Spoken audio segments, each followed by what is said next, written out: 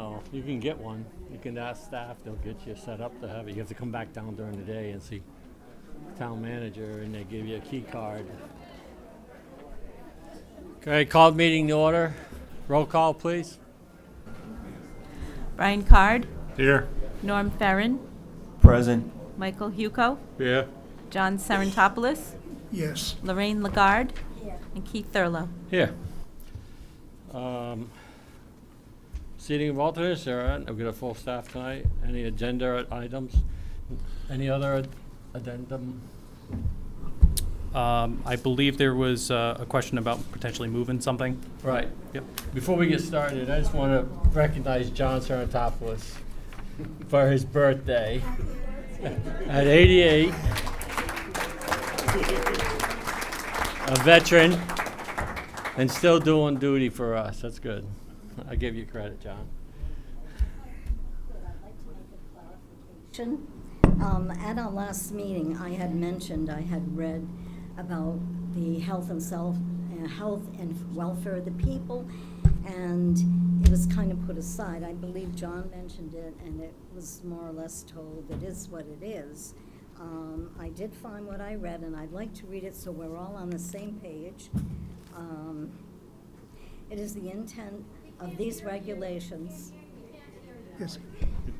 It is the intent of these regulations to guide the growth and development of the town of Killingly in accordance with comprehensive plan to promote beneficial, convenient relationships among residential, commercial, industrial, and public areas within the town, considering the suitability of each area for such uses, as indicated by the existing conditions, trends in population and mode of living, and the future needs for the various types of development, and to achieve the purpose more particularly described as follow, and it lists the tests that they have to take and they have to prove. At the very end, it says, to promote the health, safety, and general welfare of all residents of the town. So that is a consideration.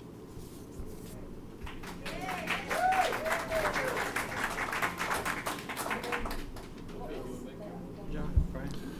Yeah, I'd like to make an agenda addendum, please.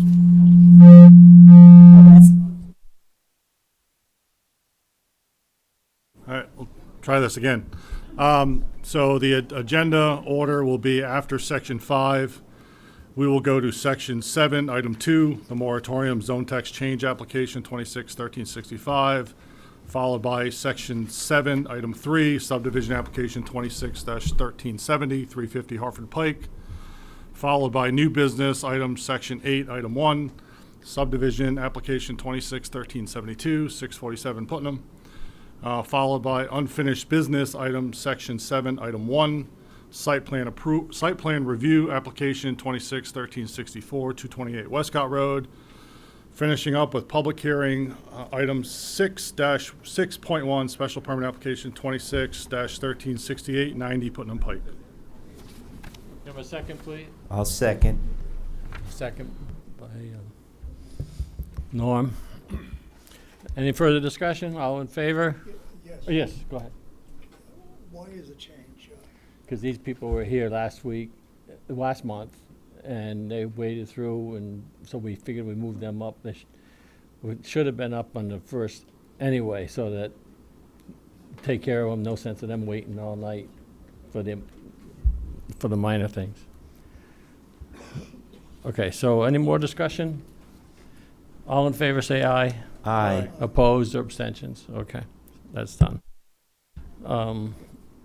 So, you gotta read, please. Citizens' comments on items not subject to public hearing. Individual presentations not to exceed 3 minutes, limited to an aggregate of 21 minutes unless otherwise indicated by a majority vote of the commission. Public comments can be emailed to publiccomment@killinglyct.gov or mailed to the Town of Killingly, 172 Main Street, Killingly CT 06239. All public comments must be received prior to 2 p.m. the day of the meeting. Public comment received will be posted on the town's website, killinglyct.gov. As this is a hybrid meeting, citizens can participate in the citizens' comment by WebEx, join by phone 1-415-655 0001, access code 2870-233-8089. Okay, so anybody from the public like to speak to anything that's not on a public hearing tonight? One at a time, put your name and address and speak. Limited to 3 minutes, please. My name is Kim Prescott. I live on Plum Street, and I've run into a series of problems that I... My name is Ken Prescott. I live on Lum Street, and I run into a series of problems I'm not quite sure how to handle, and I'd like the town council's advice. I Well, go to the library most This every is a planning and zoning thing, so. not- No, I think you'll be surprised what it is. Okay, well, you said town council. I'm just trying to be Well, clear. whatever. Okay, go ahead. Here's the surprise. You go to the library most every day, or I used to. On the 27th of March, I received a death threat from a homeless person. Now, maybe others know how to deal with this. I wasn't quite sure. So I eventually did call the police, and they came down. It turns out this person has a history of violence, and he has a traumatic brain injury. So it's hard for me to predict what he will and won't do. The police came. They were condescending and dismissive. I think they thought it was a joke, even though I showed him the note. When they left, I asked the officer, "Can I use your name?" He said, "No, they'll know by the call."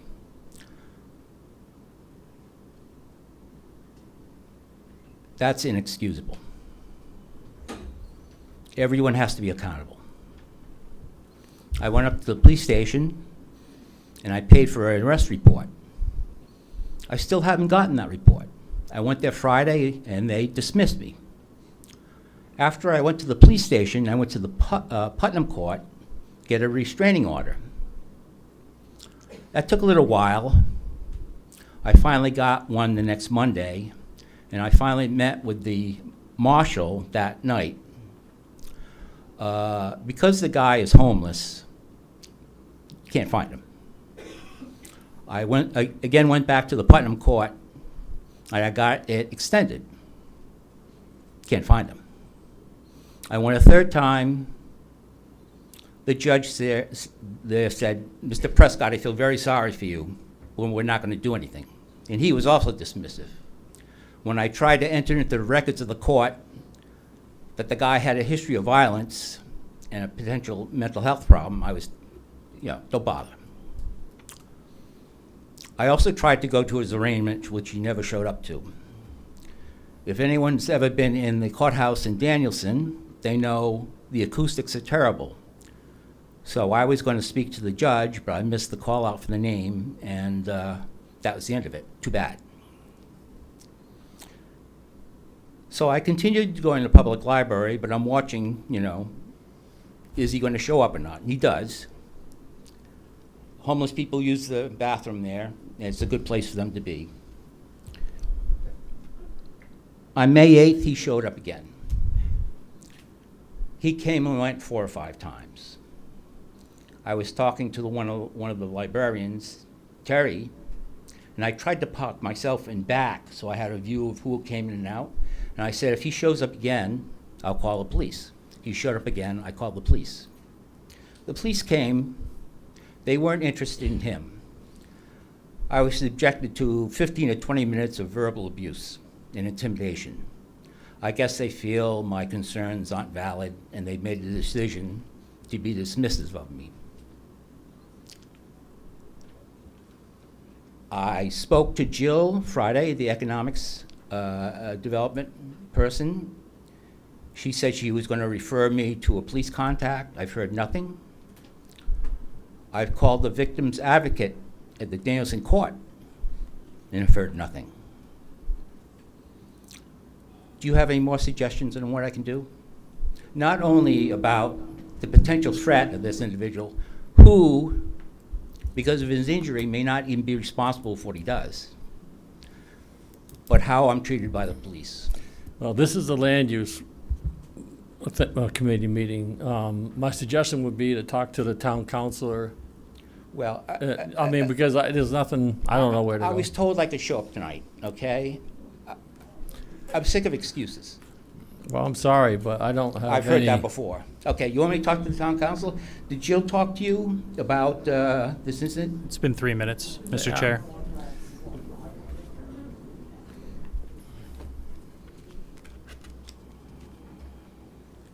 I'm sorry. And A public official's performance has been consistent throughout the whole. Go ahead. Yes. It's okay to continue? Yeah. Okay, my name is Peter Derry. I live at 20 Arrowhead Lane, Alexander's Lake in Dayville. And I'm here to state that I'm in favor of this project here. I think it would be a nice addition to the tax base as a taxpayer. There's over 300 acres that are going to be set aside for conservation and open space given back to the town of Killingly. I think that's a fantastic idea. I think the owners have hired, the developers are incredibly reputable. They're doing everything they can to do this right. They have setbacks that are over hundreds of feet when it doesn't need to be. They have a total impervious coverage of less than 9% when they have up to 50% according to the zoning regs. And I also like the fact... Excuse me, can we keep it quiet, please? Let somebody speak. Go ahead. The Husky project doesn't have a public hearing, so the only time you get to speak is at the podium right now. The public hearing will be for 90 later, and is there another one? No, just 90. Just 90, that's later on tonight. I'm sorry, so go ahead. No, that's okay. And I like the fact that their entrance and exits are very close to 395, so we won't have tons of traffic going through the town. They'll be able to head north, south, east, or west. They can get east and west from 395. So I think this is a good thing for the town of Killingly, and I'm in favor of it. Thank you. Anybody else?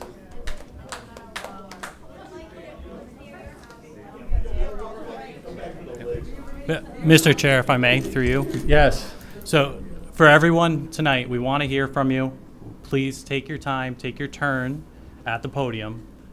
We ask that there's no jeering, clapping, booing, anything like that. Please respect everybody that comes up and speaks, regardless if you agree or disagree with their opinion.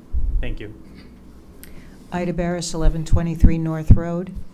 I am completely opposed to this project. I'm not against trucks or progress, but I forgot your name, but you mentioned that you're really here to promote what is in the best health, safety, and sensible growth that allows us to maintain our way of life. Adding, well, first of all, I'm not sure we even know what's going in on this one, but I don't know how we can determine that this is a great thing unless we know what's actually there. But when you're talking tons of trucks, there's no way that it's not going to impact our atmosphere, our water quality, our way of life, our rural environment. So I'm completely opposed to this project. Thank you. Please, next. Good evening. I'm Steve Dana. I live in Brooklyn, but I'm building in Killingly right now. And Steve who? Dana. My thoughts are regarding the Husky program. And I have to ask, although my opinion will differ from most of the naysayers at these meetings, I appreciate and ask for respect in expressing my opinion. I believe that most of the unheard silent majority in this town feel as I do and have remained silent so far. Being loud with your opinion doesn't make it right. I only wish that the antis didn't leave after, like at the last meeting, after expressing their opinions, because they would have heard a clear and thorough response to the answers to every single concern that was brought up. Safety, lights, sightline, traffic, sewage, water. The parcel in question has been zoned commercial for years for a reason.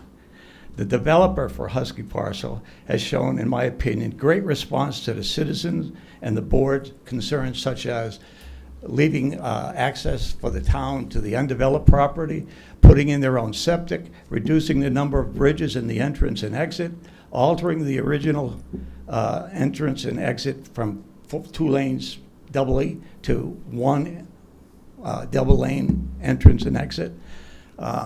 You know, it's interesting. I recently Googled the Quiet Corner, and it read simply that it was a secluded, peaceful, free from distraction, historic, with all the farms, town centers, stone walls, inns, and B&Bs. 13 towns it listed. And I saw where they also listed the top 10 attractions in the Quiet Corner. And to my surprise, not one is in Killingly. Now, Killingly has, for the most part, remained untouched, except for the commercial development in areas like Dayville, the shopping center, despite its proximity to metropolitan areas. We have fewest population, less traffic, fewest tourists, while being the only minutes away from just about everything. We have a couple of small parks, no spas, no scenic highway other than 395, no vineyard, far and few between farms. But, and I can't express this enough, this is exactly why we love it here. This is why we live here. It's a historic, tranquil, laid-back place, and we call it home. In the progressive eye, keeping commercial development close to the highway and away from residential areas, this proposed development, in my eyes, is a gem. Can you imagine if it was zoned and developed residential, this 300-plus acres? How many houses would go in there? You're like 3 minutes, 40 seconds. We're trying to keep it to 3 minutes apiece, please. Can I just have the last? Another couple of seconds, please. Yeah, make it quick. In short, as a parent, responsible citizen, in my opinion, all we can do is offer this unique plan to maintain the Quiet Corner for future generations, providing up to 500 jobs, stabilizing the tax base, provide conservation area. Please. While we have minimal impact on the place we call home.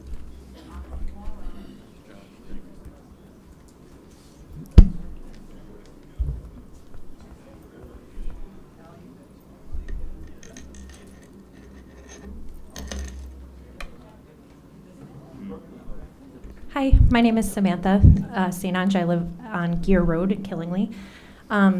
So tonight, I'm seeking clarity and transparency from the Commission on the history of this application regarding Husky, and would also like to address several concerns around this process. From my review of meetings of the Zoning Commission dating back to 2022, public record shows that an applicant came forward to the Commission seeking to change the zoning in the business district. Posted in the town's meeting archives are many meetings around this topic with quite a bit of information, but in a nutshell, because I only have a few minutes, the Commission appears to have changed the business district zoning to align with the build-out needs of the applicant. Subsequent meetings reference the applicant dozens of times. They discuss changes to specific lines on the business park zoning regulations, going back and forth between the applicant, the Commission, and the town's attorney to revise the zoning to meet their build-out needs. This makes our efforts over the past several months feel performative. Many key areas of the business park were changed, zoning were changed drastically and nearly gutted the protections that were in place for this area. I cannot find the original zoning regulations before 2022, so I would ask that the Commission make those earlier versions available out of transparency to this issue. I feel that these changes were done without full transparency to the community. This all during a time that our community was just starting to come out of the woodwork from the pandemic, and clearly we were not aware of what was taking place. As I further look back on the discussions held with the Commission, comments indicate that the business park was intended for office space type buildings. Also, the business park had much stricter guidelines before 2023 than other districts for reasons including, and this is a quote from the Commission, intense feedback from the neighboring community. The conversations go on to indicate that some of the Commission's members felt that the previous Commission had overreacted with those regulations. One comment I read was that a Commission member felt that this is an industrial town. I feel that that's out of touch with our community, and we're more complex than that. We're not defined by one thing, and there is a balance that has made our town unique and a nice place to live and raise a family. Take a look at our town's website. Yes, we are marked as the charming, quiet corner. If these warehouses are allowed to move forward, it will severely impact our town character and will change our whole trajectory. I would urge the commission and our residents to review these previous meetings and ask some serious questions, because as I read it, the commission at that time did not do its due diligence in truly considering the value add versus the cost and the risk of these things. And it did not properly address if the changes were consistent with the commission's intent, value, and purpose. I saw little to support a strong argument to change these regulations for the benefit of the town. I say this because it's the commission's duty to review and provide substance for these decisions, not hollow statements like we need more development. Where is the true value add? Where is the real big picture analysis that took place before these zoning changes? There are real reasons that the community had a strong opinion regarding this area previous to this, and this has been shown in all the public comment received to date. Further, we're looking at a 5 to 8 year. Okay. Am I coming up on time? I'm going to wrap it up. I know this is a big company with a lot of money and legal expertise, but the time and money investment of this applicant is a drop in the bucket compared to the thousands of residents in this area that will be negatively impacted. And we've spent decades of our lives on these properties and investing in these towns, in this town, in this community. We've had hours of compelling argument against this build, despite the commission working closely with the applicant to align these zoning regulations Okay. to meet their build-out needs. All right, I still thank you. feel that the concerns brought forward Thank to you. date Thank you. warrant a denial Thank of this you. application. We're trying to be fair.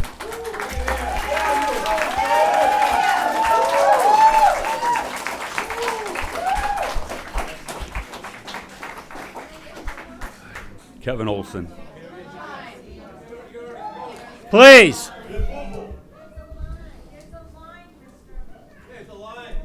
Yeah, that's why I sat here. Do you want to hear from me, or should Go I ahead. sit back? Okay. Kevin Olson, 699 Cook Hill Road. Good evening, members of the commission. I just want to say a few words in support of Project Husky. I realize this is a very controversial topic, and I know that as members of planning and zoning, you deal with the facts and the figures and not the emotions. This is a well thought out and developed plan that represents the best possible opportunity for the town. If we just consider the facts of the proposal, such as, does the zoning allow for such a business? The answer is yes. Is the property large enough to allow for the required setbacks? The property will allow for hundreds, if not thousands of feet in setbacks. Most people, I think everyone, will never even see this building or hear it because of the topography and the vegetation. Does this project have more than the maximum of 50% total impervious coverage? This project has 9% impervious coverage. Yes, the building is large, but the reality is that this is what makes it advantageous over a large number of smaller projects covering more acreage, which would increase the amount of impervious coverage, as well as greatly reducing the setbacks. Does the plan allow for appropriate amounts of open space? This plan allows for almost 300 acres of open space, and much of it will be deeded to the town for their use, much more than is required. Is the project good for the tax base, the working people, and all of the residents of Killingly, including the property owners who have a right to develop their properties? They have paid taxes for generations, And I know that some people would like to keep it as forests, but it's not theirs. They don't pay the taxes. They call it our forest. Unless they own it directly, or unless it is owned by the town, the state, or the federal government, it's privately held, with taxes and insurance being paid every year. Okay, I know the commission has many other aspects of the project to consider, and I would ask them to look past the what ifs, the unsupported rhetoric, and the emotion, and approve this project based on facts. Thank you for your time. Next. Lynn Geiger, Briarwood Falls.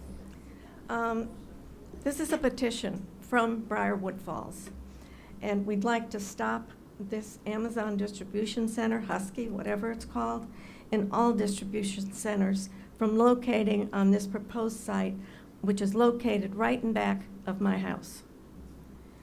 Our homeowners will be directly impacted with what they call in the industry high disturbance noise, day and night. Also, many days we have very high windows on the hill.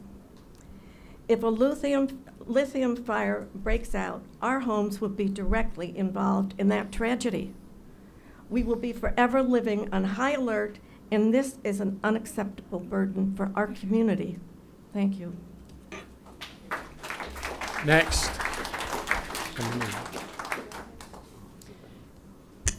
Good evening. My name is Jennifer Bryant. I live at 520 Reynolds Street in Danielson. I just wanted to speak out in opposition of the distribution center projects across the board, echoing the sentiments of some of my townspeople counterparts. All consideration in terms of the disturbance to the ecosystem, the considerations around watershed and wetlands, and of course disturbance of the quiet corner are all sentiments that I also share with them, but also as opposed to those folks that live a little bit farther off of the beaten path in terms of where in proximity of the highways and where these traffic patterns are set to be out of their way.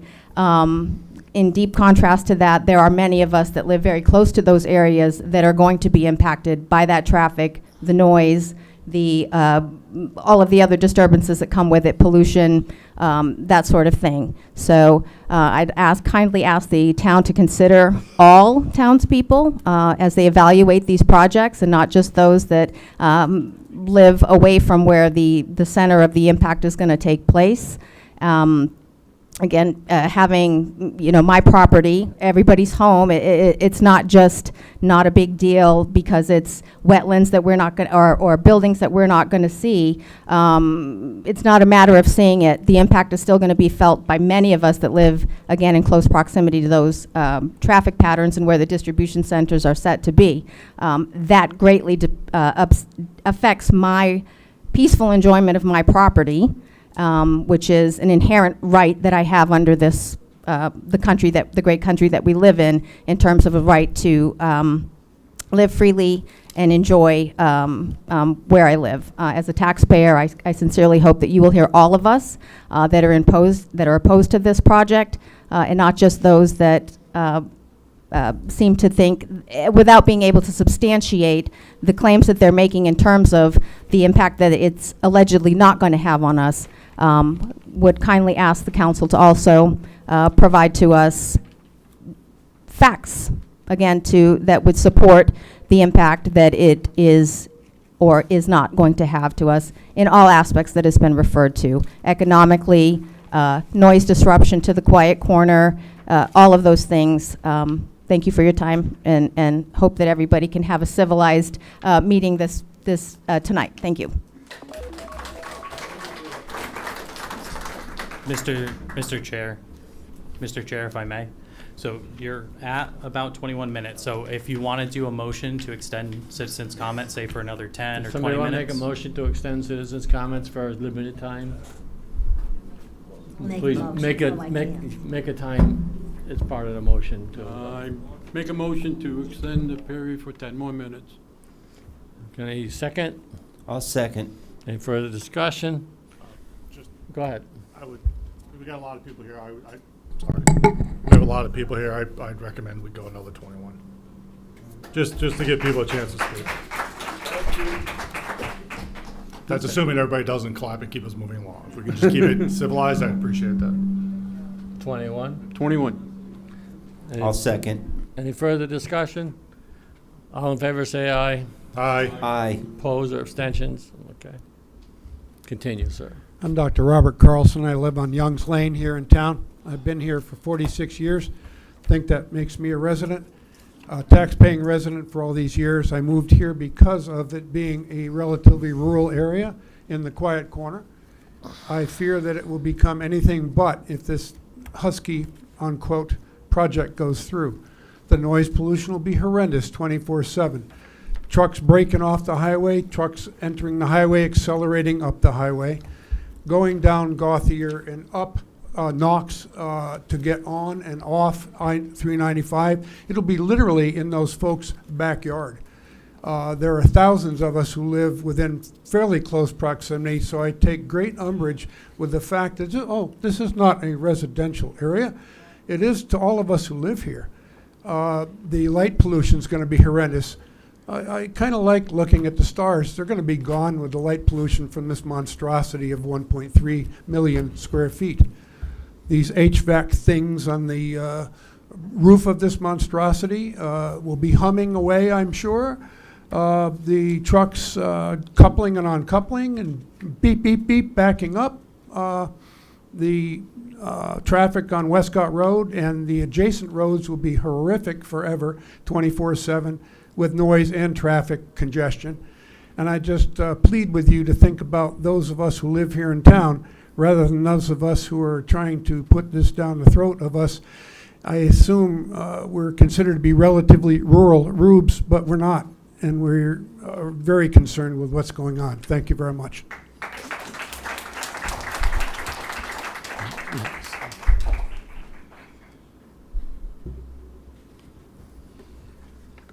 My name's Russ Daniels. I live 27 Sales Ave in Dayville.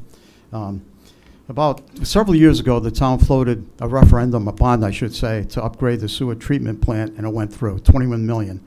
I think some people don't realize it didn't increase the capacity of the sewage treatment plant. It's the same. When you've got a building that's 1.37 million square feet, to me that's almost incomprehensible. The runoff from that roof alone is going to be unbelievable.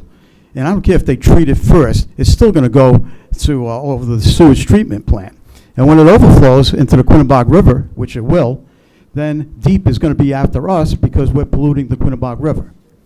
Also, this town, 67% of the houses in this town have well water. Right now, there's over 70 houses in Rogers whose wells are contaminated. And so, when you think about this, the runoff from this massive building and the contamination that 440 trucks, that's what the parking spaces have. 440 tractor trailers, folks, think about that. 900 parking spaces for employees. And these aren't the greatest jobs in the world either, unless you're a robot, because this is going to be a high-tech building with not many people. And even the people who work there, who aspires to work in a warehouse all your life? You're never going to own a house. The other thing,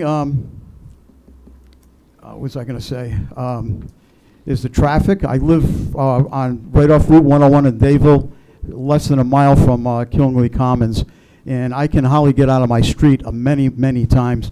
There's a bottleneck in Killingley Commons on 101. There's going to be another one here. And don't think that the traffic is going to move smoothly, because with that many trucks and that many cars, it's not.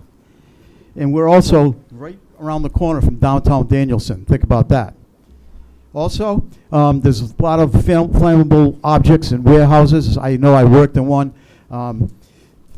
Cardboard, wood, plastic, which is highly toxic, and these robots with their lithium batteries are extremely toxic. I saw a film of a Walmart warehouse of similar size out in the Midwest go up in flames, and all the groundwater around it was polluted, because you don't put out those flames from lithium. It'd take you like 3 or 4 hours of spraying water on it before you make headway on it. This is highly volatile, and I've lived here for 20 years now, and this is by far the worst proposal I have ever seen Killingley make. I'm surprised we're even considering this. The people who are for this haven't thought all the issues through.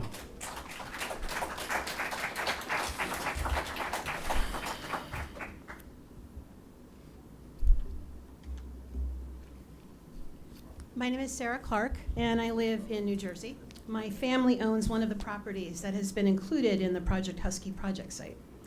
My mother and her brothers were raised here in Danielson, and my grandparents, Judge Emmett and Gertrude Clary, lived here for their entire lives and were active members of the community. The site proposed for Project Husky has been included in a dedicated business park zone, as you well know, for many years. Zones like this seek to generate economic activity by concentrating commercial activity in a particular location. Though the site is dedicated for future development, it is important to address the question of preserving existing natural resources. There's no question that the need to balance economic stability with the long-term preservation of natural resources is an issue that all communities, including Killingly, currently face. I reviewed the application material, as many tonight have done so, and listened to presentations and discussions at previous meetings. What's very clear is that the project that has been proposed for this site clearly addresses both of those key guiding principles. It proposes development within a dedicated commercial zone, while at the same time preserving nearly 300 acres from further development. The proposed plan will allow the site to be economically viable for an industry that has become a major part of today's modern economy. The proposed plan would also preserve over 76 acres in a conservation easement, 216 acres in a conservation area to be deeded to the town. The total of all this property, as you've heard others mention tonight, is about 300 acres, which is over 50% of the entire development project site that's part of this application. Over 50%. It's unlikely that any other type of project would be able to support land conservation of this magnitude, which I think is a very important consideration. Thank you for your consideration.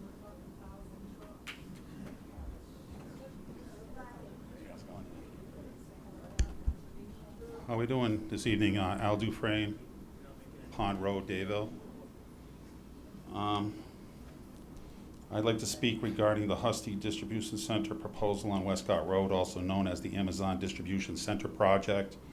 One of my biggest concerns with this project is the scale of industrial development being proposed directly within sensitive headwater areas tied to the Mashantuck Brook watershed system. Once a project of this size is built, the hydrology of the site is permanently changed. This proposal involves extremely large impervious surfaces, roofing, pavement, truck courts, loading areas, and supporting infrastructure, all which has dramatically increased runoff volume and natural groundwater recharge patterns. I'm also concerned about the stormwater assumptions underlying the project. During the review processes, the third-party review identified concerns involving the original soil evaluations and infiltration assumptions used in the portions of the stormwater design. Soil characterization is critically important when a project depends heavily on infiltration-based stormwater management over decades of operation.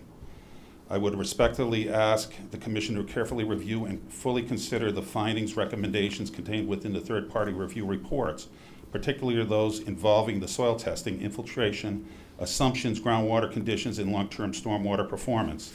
If infiltration rates are overestimated, if stormwater systems degrade over time due to sediment compaction, winter salt use, or maintenance failures, the long-term impacts to downstream watersheds can become significant. I also believe the broader watershed scale impacts deserve more attention. The issue is not simply whether the individual stormwater structures technically meet minimum standards on paper today. The concern is the long-term cumulative effect of industrial scale development on headwaters, wetlands, recharge areas, stream temperatures, water quality, and downstream flow systems. Residents are not simply asking whether this project can be engineered. Many are asking whether the level of industrial intensity belongs within sensitive headwater terrain in the first place. I respectfully ask the Commission to proceed cautiously and take long-term watershed protection and environmental stability. And also I want to add tonight, my mom and dad, our family property we have is on Westcott Road. We have about 40 acres there, and we had another 117 acres. And the town in the past wanted to rezone it commercial, and we didn't want that. We wanted to keep it woodlands. So Amazon doesn't have enough money in the world to buy that property off my parents. It'll never be a commercial or a industrial zone. We'll fight it to the end.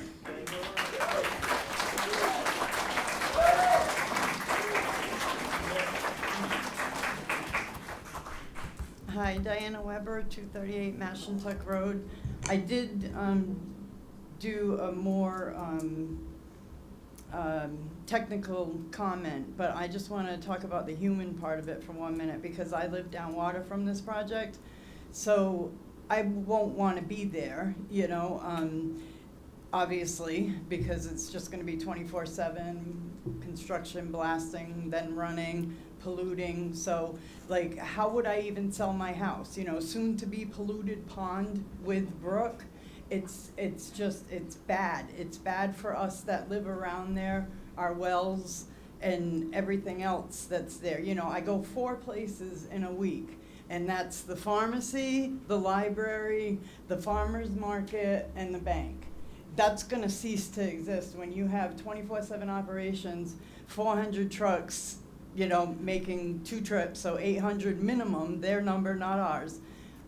Yes, we had the first man from Ty and Bond, he was humble, he was professional, he was almost embarrassed when he came up here and said, well, I really can't say anything because they haven't had a chance to respond.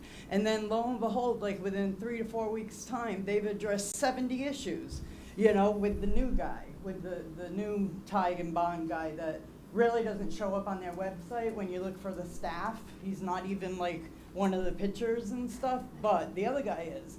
But anyway, he was at the walkthrough when we did the walkthrough with the town that time. He was there, but he didn't do the report. But that man did the report.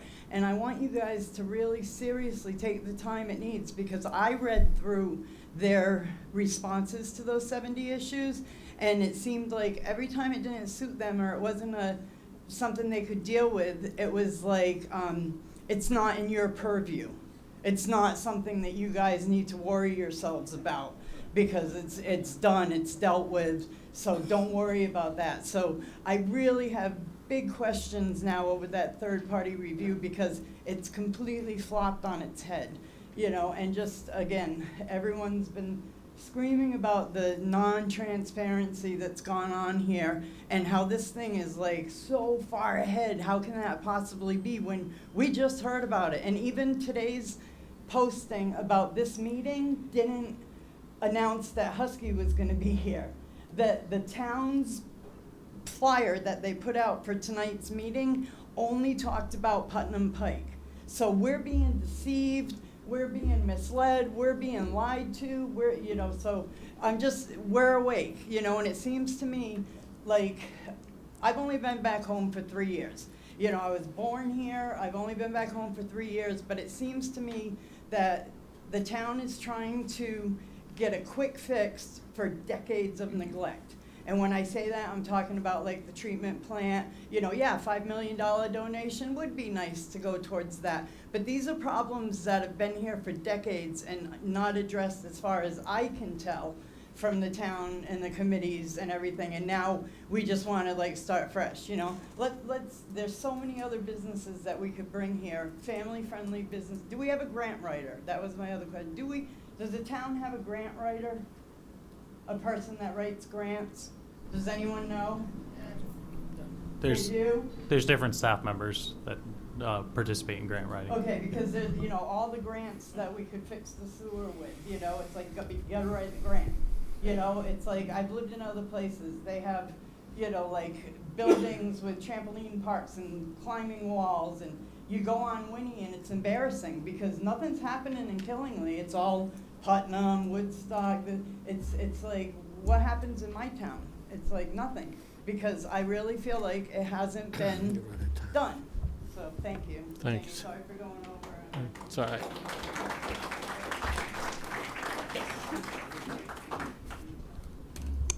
Hi guys, I'm Ryan Stickle. I recently bought a house and a small business on Westcott Road about 2 years ago.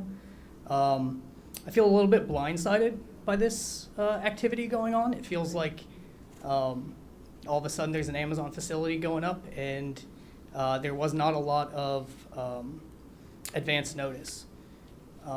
And I'm strongly in favor of delaying the decision, if I read this right, to the hearing to continue at a later date until we have some time and some more information to kind of reconcile what's going on here.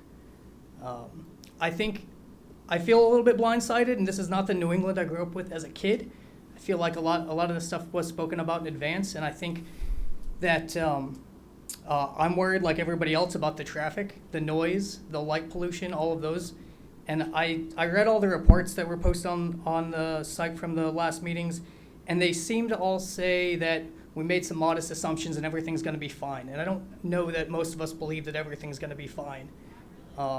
And I don't see any support from Amazon about mitigating these concerns. They're just like, no, it's okay. And I would really like to see some mitigation plans on some of these things before we continue. Thank you.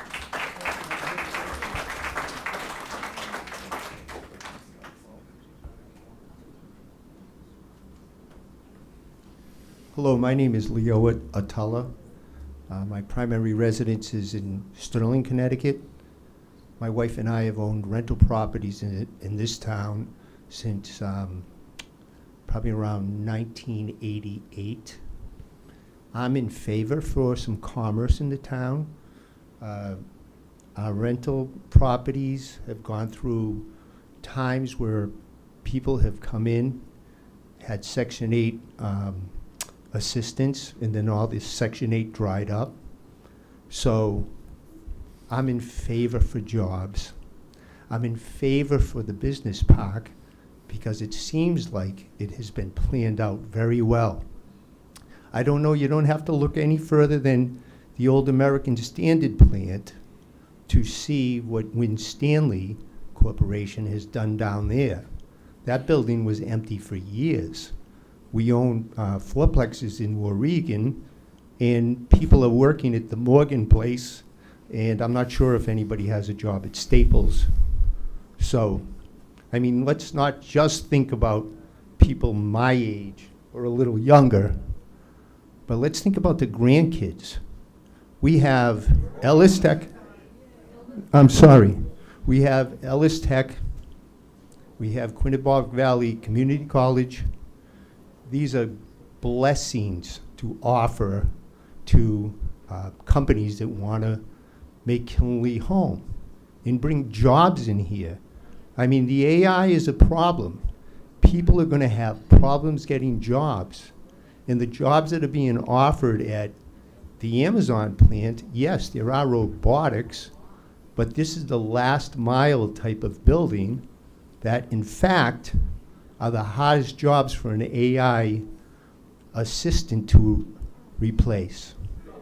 So I'm in favor for it, and I'm sorry there's people that may not look down the road. But property taxes go up, and housing unaffordability shows up when there aren't jobs to support the school systems that we have in town, which are very good compared to other towns along the Quinebaug Valley. Thank you.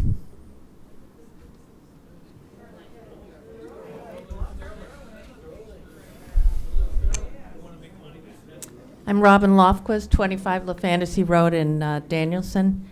Couple of things. We've heard a lot about potential tax revenues. I haven't seen any estimates of what that might look like. I don't know if anybody else has. If they're significant, I would think that we would have heard about them. I would also observe that taxes are being paid on this property now. Do we know that they would be higher with a different owner and different enterprise? As far as jobs, if you want a distribution center job and you live around here and you don't have one, you're just not trying. There are dozens of distribution centers within driving distance, and these are jobs that not everybody can do. Even young men and women can't always do them. They measure productivity, they measure quality, they check your attendance, they make sure that you don't be more than 6 minutes late when you punch in or punch out more than 2 minutes early. These are soul-crushing jobs. I worked in this business, it's soul-crushing. So I don't think I'm not looking ahead, I think I am looking ahead, but I have big questions about this, and I don't think that the PNC should proceed without really careful consideration of those issues.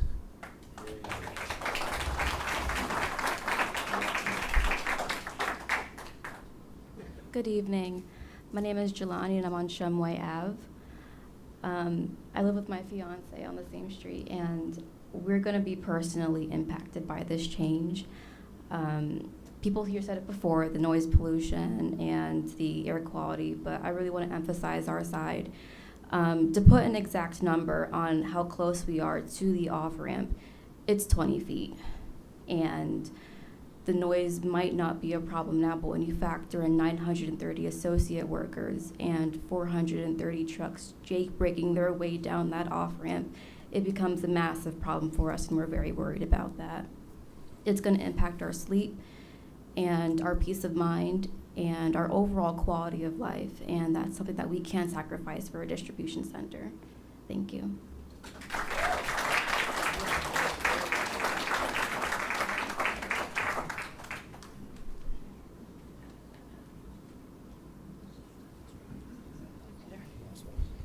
Hi, my name is Rebecca Rainville. I live on Layho Road in South Killingly.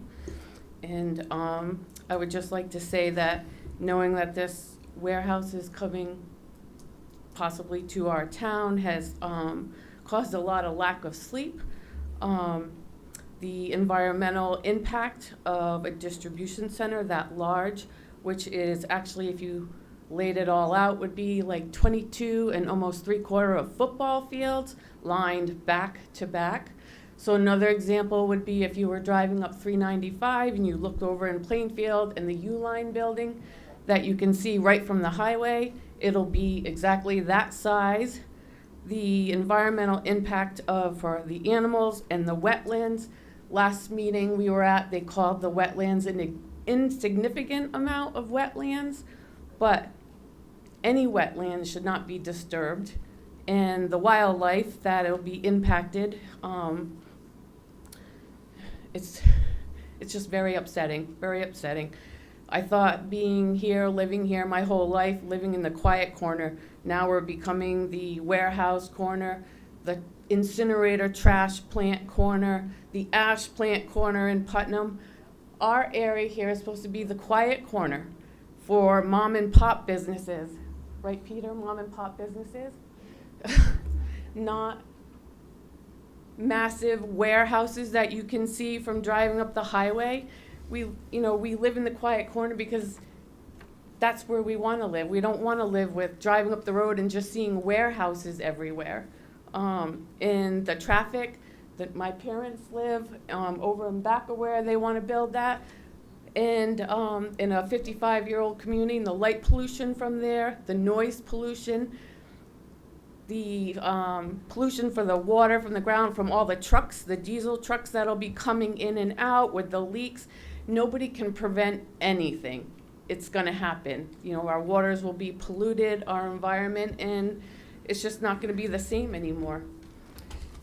I just would ask that I would hope that it would come up for like a referendum where the towns get to vote, and I know it's your property, but it just doesn't belong in this part, just this part of our town.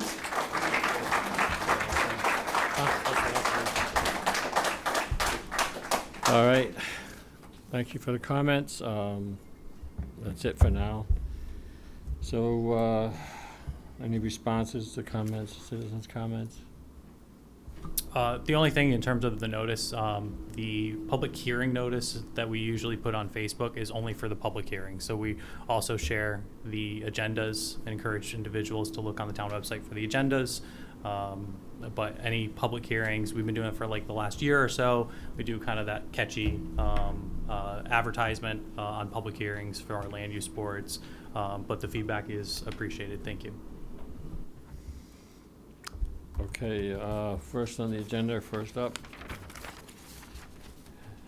is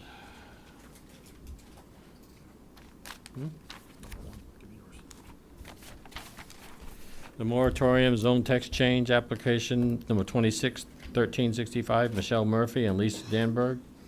Request a moratorium on warehouses and distribution centers, etc., with a request for a zone text amendment continued from April 20th, 2026. Review of legal draft by the town's attorney. And if acceptable, schedule a hearing. Suggested date of June 15th. Okay, so if you wanted to review it, sir? Yes, I took the original application, as I indicated at the last meeting, thought it was appropriate for, the commission could adopt a text change to adopt a moratorium, and suggested that the language could be tightened up a bit.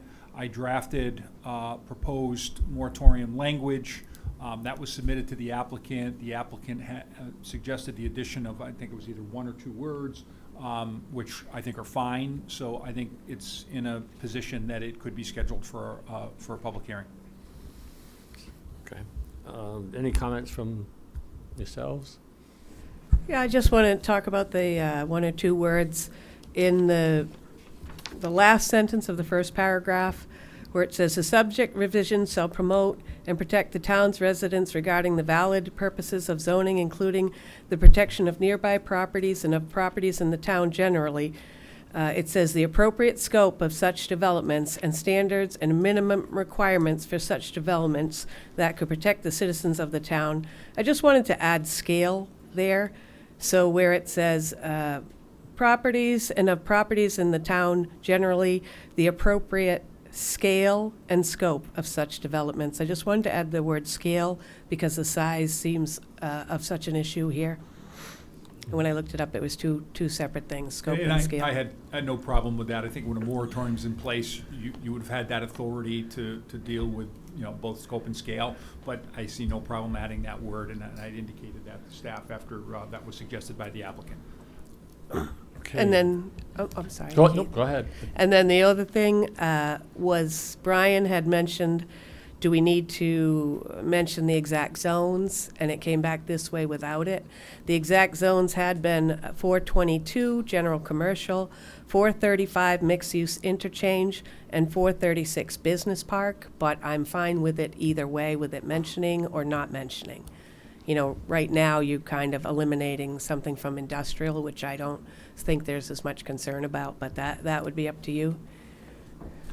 That's a good point. My goal was to come up with the language of what the moratorium would be, but I think based on what the applicant's suggesting, when it goes to public notice, it could make a specific reference to the zones that were referenced in there. I wouldn't need new So you would language. add the zones? Yeah, we could add it. When it gets published, the specific zones could be added to the language that we drafted.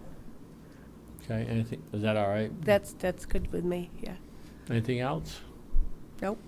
Just to be clear, so industrial and light industrial were not intended?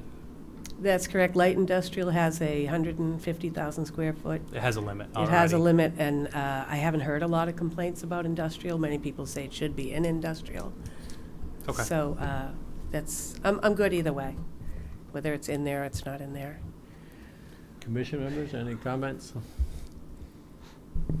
So I guess my question would be the applicant then. So you're not looking for a townwide moratorium on any warehouses, right? Correct, over Townwide, 100. townwide, I say every district. So for, I wasn't, no. When I put Okay. it forward, the intent was these 3, because that seems to be what's at and issue. those are again?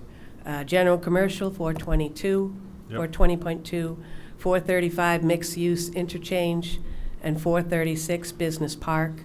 There was one other, the other mixed-use one, but it's like long and skinny, and it didn't seem feasible that something of this scale would come up anyways and cause a lot of controversy, so I left that out. Which one might that be? The other mixed-use, what's the mixed-use development? Mixed use interchange? No, interchange is the one that seemed like there would be a possibility for an issue like this. Mud? And there's 2. So the mill mixed use? Yeah, MUDD. Oh, so those would be the mill properties? Right. Okay. Right, so I left that out. And then my other question is, should we even allow, so you requested 100,000 or smaller. I guess my question to the commission is, do we just put a blanket on all of them? Because if we're going to go through the rules, we should go through them looking at them as a holistic versus allowing anything less than 100,000 under the same rules. So instead of listening to 100.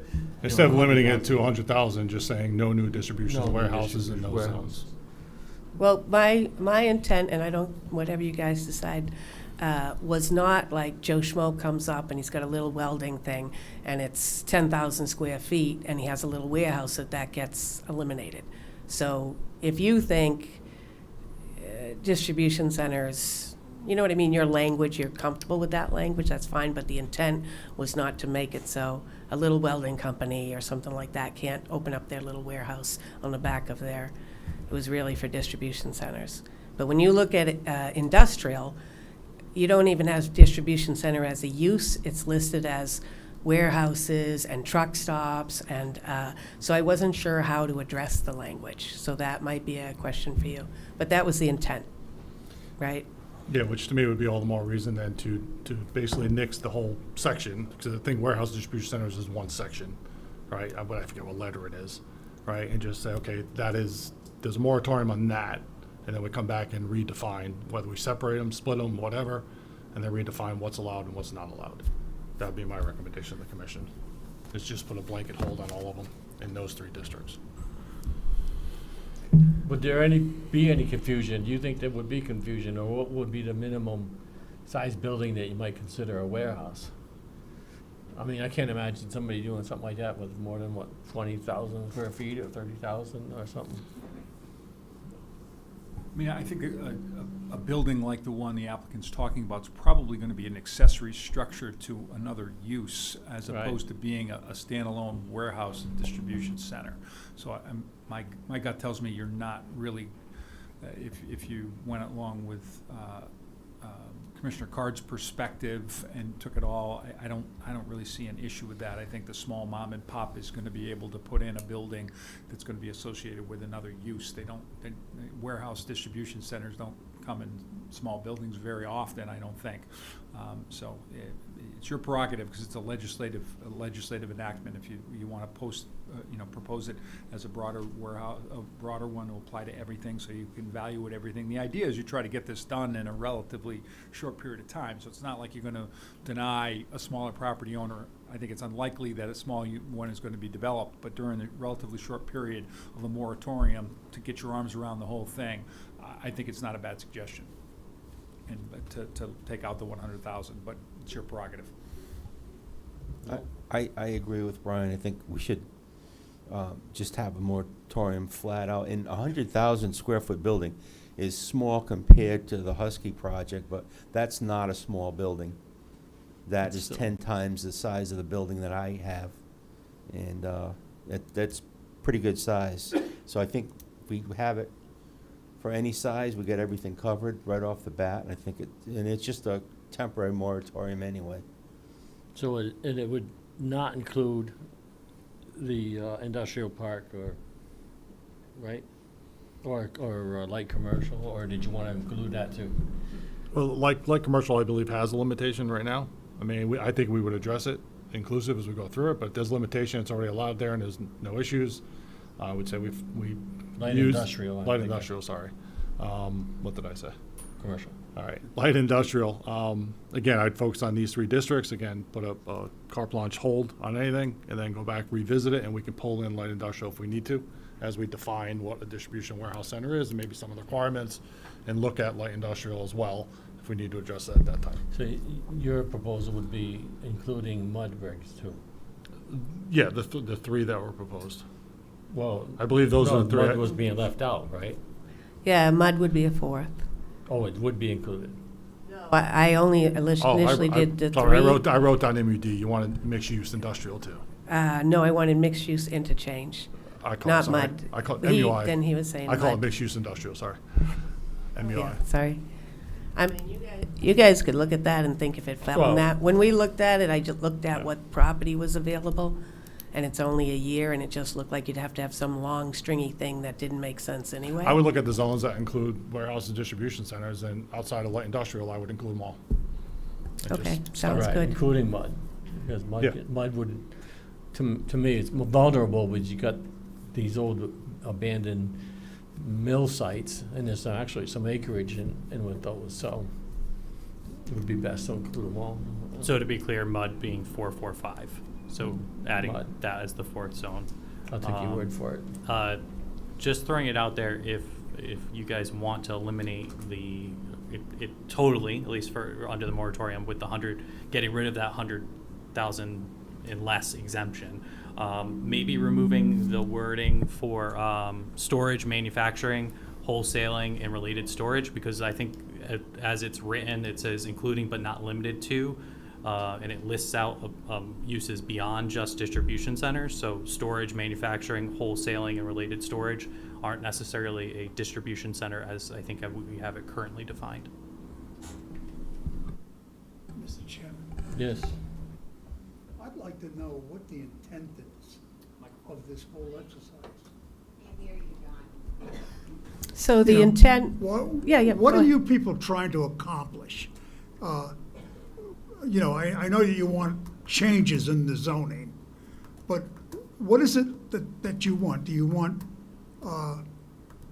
just small entrepreneurs to be able to go into business in the town of Killenly? So what I'd like. Do you oh, want go to ahead. limit, do you want to limit, and it was brought up earlier, a homeowner's right to sell their property if they want to, and prohibit them from selling to certain people because of what you want to put in place that would dictate that? What specifically, you know, a lot of people have a business plan. That's the concept today, where they state, you know, emphatically what they're trying to accomplish. I think it would be helpful if the organization that is behind this, and I think you're leading that charge, had some sort of a mission statement, so that when this does come up for review, we have some sort of an understanding of what you're trying to accomplish, and at the same time, have council take a look at your mission statement and see whether or not we're gonna be in violation in certain areas of limiting people what their rights are as property owners. So my where you're gonna intent. restrict them to just certain uses. So, first of all, distribution center as a use is fairly recent being added. But my intent, John, is really just, there is so much public outcry about this. People feel blindsided. You can see it. I don't believe it's a minority of the town, a vocal minority. For every person that's not here, there's 10 people that are talking the other way. There are some people that are for it as well. I would like to see it just go back, get some feedback. I personally would like to see a moratorium and then us get it on the ballot. Let's see where people, let's see what the town really does want. And if the town says, because there's no state statute that says you have to put distribution centers, that, you know, we're choosing that. So let's see what the town really wants. And if the town comes back and says, overall, this is what we really want, go out and get some feedback, then you go back and, you know, you leave it in or tweak it in ways that you like. It's really just trying to address this blindsided feeling that people are having. And let's go back and see. I know when it was presented by Anne Marie, it was presented, I remember the night saying, there's really no difference between different distribution centers and warehouses except for the use, and she went into a big long thing about the use. And then you do a Google search, and the first thing that comes up is the scale. Your average warehouse is, under 100,000 square feet, and your average distribution center is 800,000 square feet and more. So I know even me, who kind of knows some things, not like you guys, but kind of knows some things, sat in that audience and didn't really understand. So now we want to make sure, going forward, that you have the town's support, right? And maybe you do, John, I don't know. I don't see it, but that could be. So I want to make that time, go back, have a more public input, look at them again. Is this something that we want to have as a town? So that is my intent.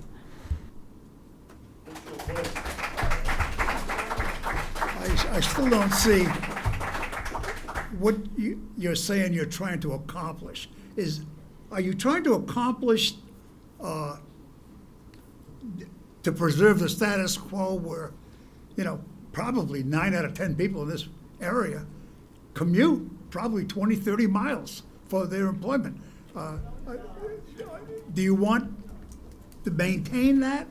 I'm open to whatever the people want. Like, I'm seeing this giant response. So if we put it forward, you slow it down, maybe we get it on the ballot, maybe we just do some surveys and different things, some outreach, like you said, the public hearing. Let's see what people want. And if everybody doesn't want it and everybody wants the distribution centers, then what you think is a vocal minority, which I don't actually believe, but if that were the case, that's the way it goes.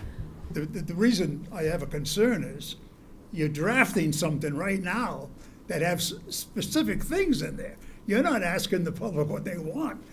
You're saying, look, this is what we want to put in, and it's a great idea. You're going to go to a referendum for approval, but that isn't getting too much open debate on the issue before presenting what would be your final.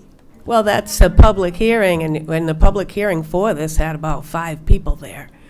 So I think, at minimum, a public hearing that's kind of a packed house, even though it's not 10,000 people, will give you the time to go back and look and say, is this really what we want? And maybe you'll come back and say, this is exactly what we want, John. I don't know. I don't see it, but maybe. So, John, I think if we move it forward, we'll end up having a workshop and with the public, and then we'd have, when we come to a conclusion, then we have a public hearing, and then get everybody's input. Hopefully we get input at the workshop level too, so that. Well, I didn't hear anything about a workshop. I heard about you're going to refine what has been proposed thus far. No, it's just putting a pause, and you guys are going to refine it through your normal process with a little bit more public Well, hearing. actually, I think it's Yeah. calling for this to go to public hearing as it's written, right? Right, it would go as written. I mean, Jonathan did have a suggestion, if you get rid of 100,000, maybe there's 3 or 4 words you might want to consider striking, because that could affect the mom and pop folks.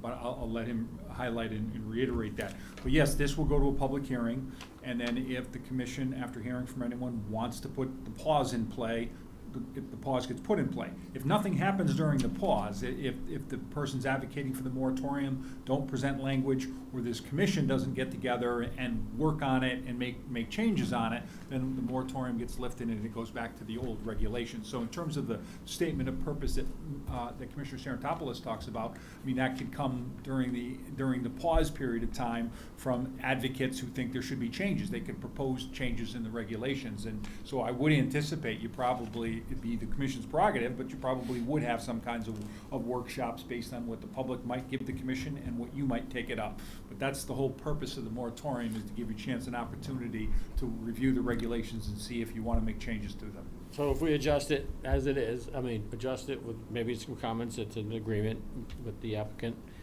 and then schedule a public hearing. From that point, we move forward from the public hearing, depending on what the public hearing comes up with. Right. And in the language, I mean, language can get, as long as it's in the same topic, general topic, the language can get tweaked, even though the Right. public notice, but Jonathan's suggestion, he just suggested taking out storage, manufacturing, wholesale, and related storage. Where it was before at 100,000, those would be really large facilities. But if you took the 100,000 out, then small manufacturer couldn't come in and get a real small building approved. So it might make sense to eliminate those additional words as Jonathan suggested. So John, you want to make that suggestion so that?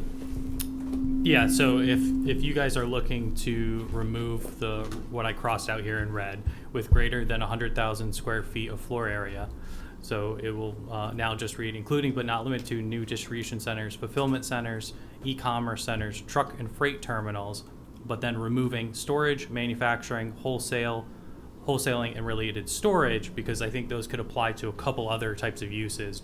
For instance, manufacturing, or just self-storage type facilities, or independent, just private warehouses. So would remove those, where most of those, it's targeting just that warehouse and distribution center, which I think is the intention of the applicant through their moratorium. Yeah. What I'd recommend is we actually cite the actual section, right, that we're putting a moratorium on. So I just quickly went through those 4 sections and listed them out, but I would literally say that we're putting, what the phrase says, a hold on 420.2.2P, right? And you could say that's whatever that is, that's warehouse and distribution center, right? 436.2P, warehouse and distribution center, right? 435.45, 445.4.A.14. Those are the 4 sections that have warehouse and distribution center. Because if we leave it like that, I think that's some people could try to throw things in different categories and it gets confusing, but if you list the 4 sections, then it's clear and concise that we're putting a moratorium on those 4 sections. Mr. Carr, would you suggest adding it after the word approved? Say processor approved pursuant to sections, the ones you just listed? So in other words, it'd be at the very end of the paragraph. Yeah, and I would get rid of all those words though. All right, no new application for the approval of a use as defined in those 4 sections. All right, or a use as listed in those 4 sections. Brian, can I have a clarifying question? That is exclusive of industrial. Correct. Thank you. Yep. That's MUI, GC, MUD, and Business Park. Could you just, slow typer here, I just want to get the exact section. So 420.2.2P. 420.2.2P. Yep. I'll give you an order, 435.4.5, or parentheses 5. Yep. 436.2P, and 445.4.A.14. Last one again, 434. 445. Yep. .4.A.14. Last part again, sorry. 444.4.5. Which one you want? The last one. 445. Okay. .4. Yep. .A. .14. Perfect. And if we did it that way and that gets added into the body, then, yeah, then all the zones That's come out. clear and concise, and it's those 4 sections that the use is on Yep. hold. So, just for the interest of tonight, so if you're scheduling the public hearing as modified with the agreement with the applicant, we'll make sure the language is sufficient with legal, and we'll have that for public hearing for next month. You think, does it have to be postponed, or? No, I think that based on what you just said, we're just gonna add those clauses, the Yeah. provisions that So it has to Mr. be- Card mentioned right to the end of that paragraph. So I think it's So- sufficiently defined right now that it can go to notice. Yeah, and so we've already sent a notification over to NECOG, which is a requirement, so we would just let them know that there's been a slight modification, and I think we're still within the spirit of the. So we wouldn't schedule it now, we would schedule it next month? That's what I'm asking. I think we schedule it now. Right, We you'd schedule it authorize now? it being scheduled for next month, and in the meanwhile, a public notice will get published about the public hearing with the So we language. can schedule for a public hearing next month, right now? Right now. Does that meet what your? That does, I just want to make sure I know what's going on. So 100,000 square feet's coming out, and then we're just listing the 4 zones. So those four sections Yeah. are on hold for a year. Yeah, and then distribution centers and no size limit. Those 4 sections. Whatever those 4 sections are defined as. You go to those sections, it says warehouse and distribution center, then Oh, that, yeah. that So permitted just use that or word, yeah. permitted use or special permitted use, because some are permitted uses, some are special permitted Right, uses. either way, yeah. They're on hold for the, Okay. until we work through the rules. Okay, thank you. And you're not I'm good with talking it. dimensions, you're just saying those are on hold. Distribution on hold. centers, yeah, Okay. as a use, yeah. Yep, and allows us to work through those 4 sections, figure out if we like them, don't like them, add things, don't add things, and come back and, Then the arguments can start, the debates can start. correct. Because again, some are permitted uses, some are special permitted uses. So you need a motion on that, or? Are we ready for a motion, everybody? Yep. Mike, No, I'm asking staff, make sure. she wants your mic. Everybody wants a mic. That's it, basically. Okay, so you're all set, Mike? If you All right. want to make a motion. Yeah, I'd like to make a motion to open, to schedule a public hearing on June 15th, 2026 for the moratorium on application 26-1365. As amended. As amended. Second? I'll second. Second by Norm. Any further discussion? All in favor, say aye. Aye. Opposed, abstentions? Okay. Thank you. Want to take a break? John's taking You want to take a break? You want to take a break? You're all set? You don't need a break? Okay, subdivision application 26-1370 Bernard Properties LLC, 350 Hartford Pike, JS map 107, lot 51, 3.01 acres, village commercial. Creating two separate lots from one lot. Both lots are fully developed, review, discussion, action. I'm gonna recuse myself on this. I work with this gentleman, so.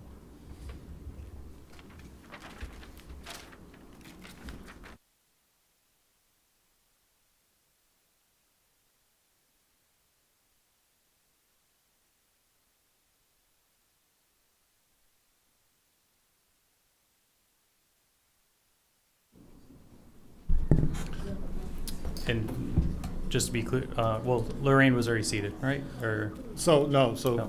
Keith's out, Lorraine's gonna be seated for this one. Okay. And we are just half a minute, if you could. So, just so he hears everything.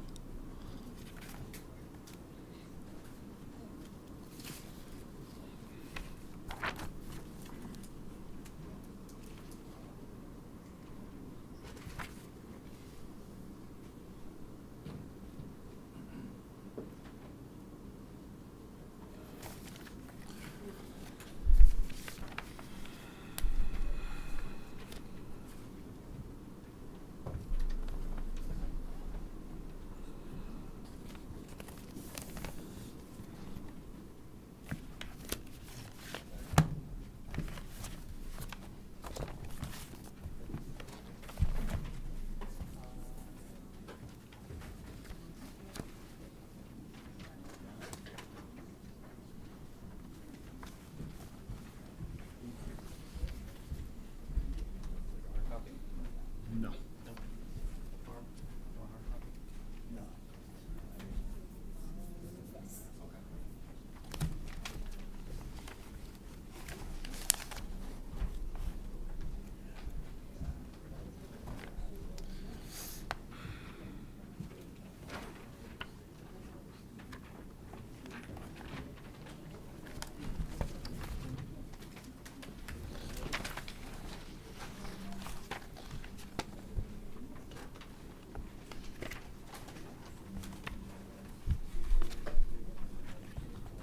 All right, go ahead, we'll get started. We'll roll in when he gets there. Good evening. For the record, Greg Blood from... Okay. Good evening. For the record, Greg Laud from Killingly Engineering Associates. The applicant, Bernard Properties LLC, is seeking a two-lot subdivision at 350 Hartford Pike. This is the former St. Joseph's Church. A little bit of history. We did provide a parcel history map, but the church had gathered properties here from 1873 to 1946. And the first division that we did of the property was in 2021 for St. Joseph's Church. We separated the cemetery on the back portion and divided off the church building, the rectory building, and the church hall building. Though that front parcel was subsequently sold to Bernard Properties LLC. He's looking to divide that property, which would require this subdivision to do that, to create two parcels. So we're not doing any new development. We'd really be separating the church building, the rectory building, and there's also a garage on that property, from the church hall building, which currently houses Gloria's Kitchen that is in there.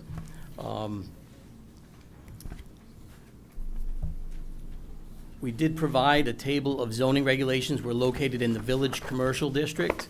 So in the upper right-hand corner, I do have all the lot areas. We exceed all of the lot areas, all of the setbacks, and we also meet the coverage requirements in the Village Commercial District. We did have to provide some new easements because the sewer service would be located on Lot 1. That services Lot 2. It's already underground. It's existing. So we are proposing to have an easement that would take care of that. Also, there's a shared well on site, so for now, there is going to be a proposed shared well easement and also a maintenance agreement of that that will be put in place. And then the third easement that the applicant would like to do is he'd like to do some shared parking depending on what his uses are as these parcels are either sold off or developed. And I would keep in mind that any development that would come forward on these, obviously the church building is vacant right now, as is the rectory, they would require site plan review, as would any more development inside of the old hall building. They would have to come before this commission and/or staff to do review of that. The only item, that's basically what we're doing, there's no development, we're really just striking a new line down the middle.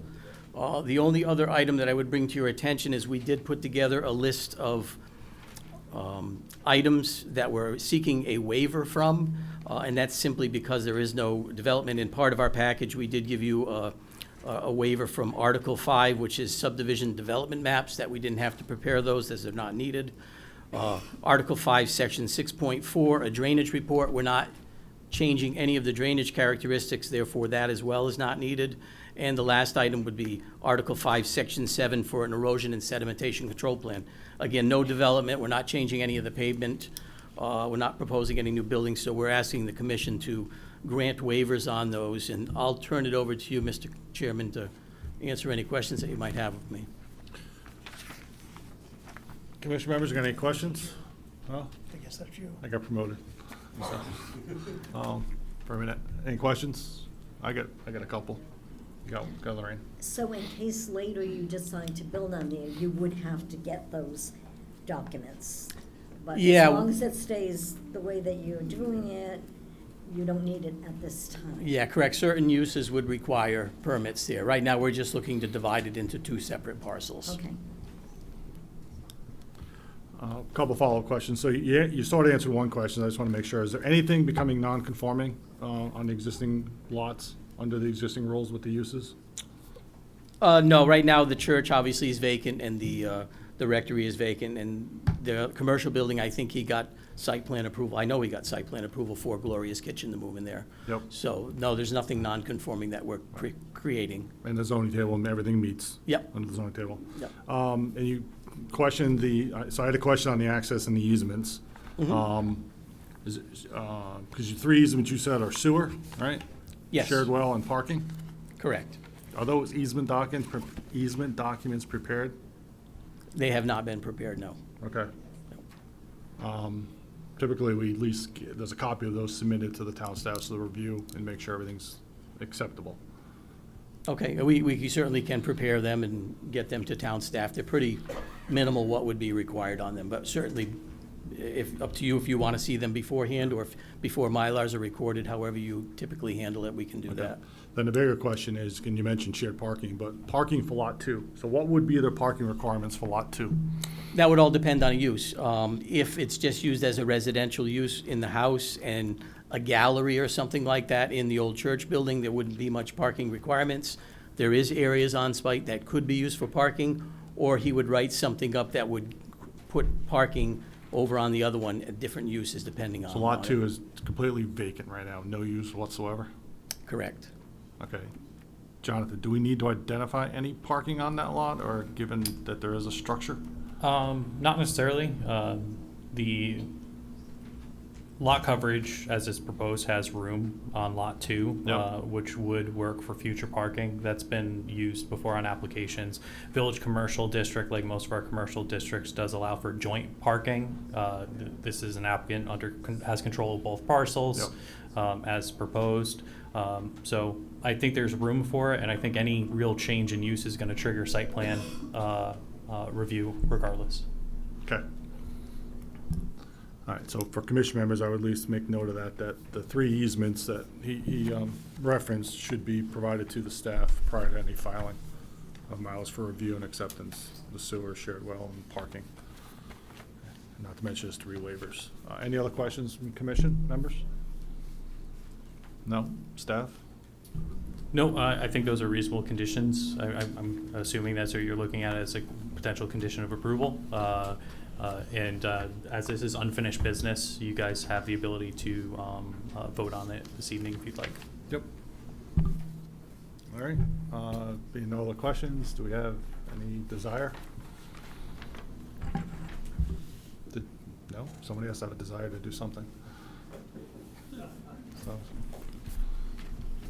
I'll make a motion to approve pending the three, motion approved with the conditions of? with the condition of sewage, share well, and parking be presented to the staff. Easements. Easement, I'm sorry,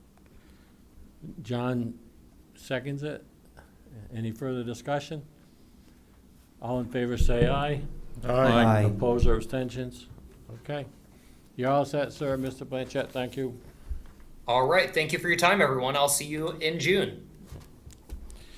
All right. Site plan review application 261364 Ryan Companies US Incorporated, prior property address 228 Westcott Road. If you want to continue.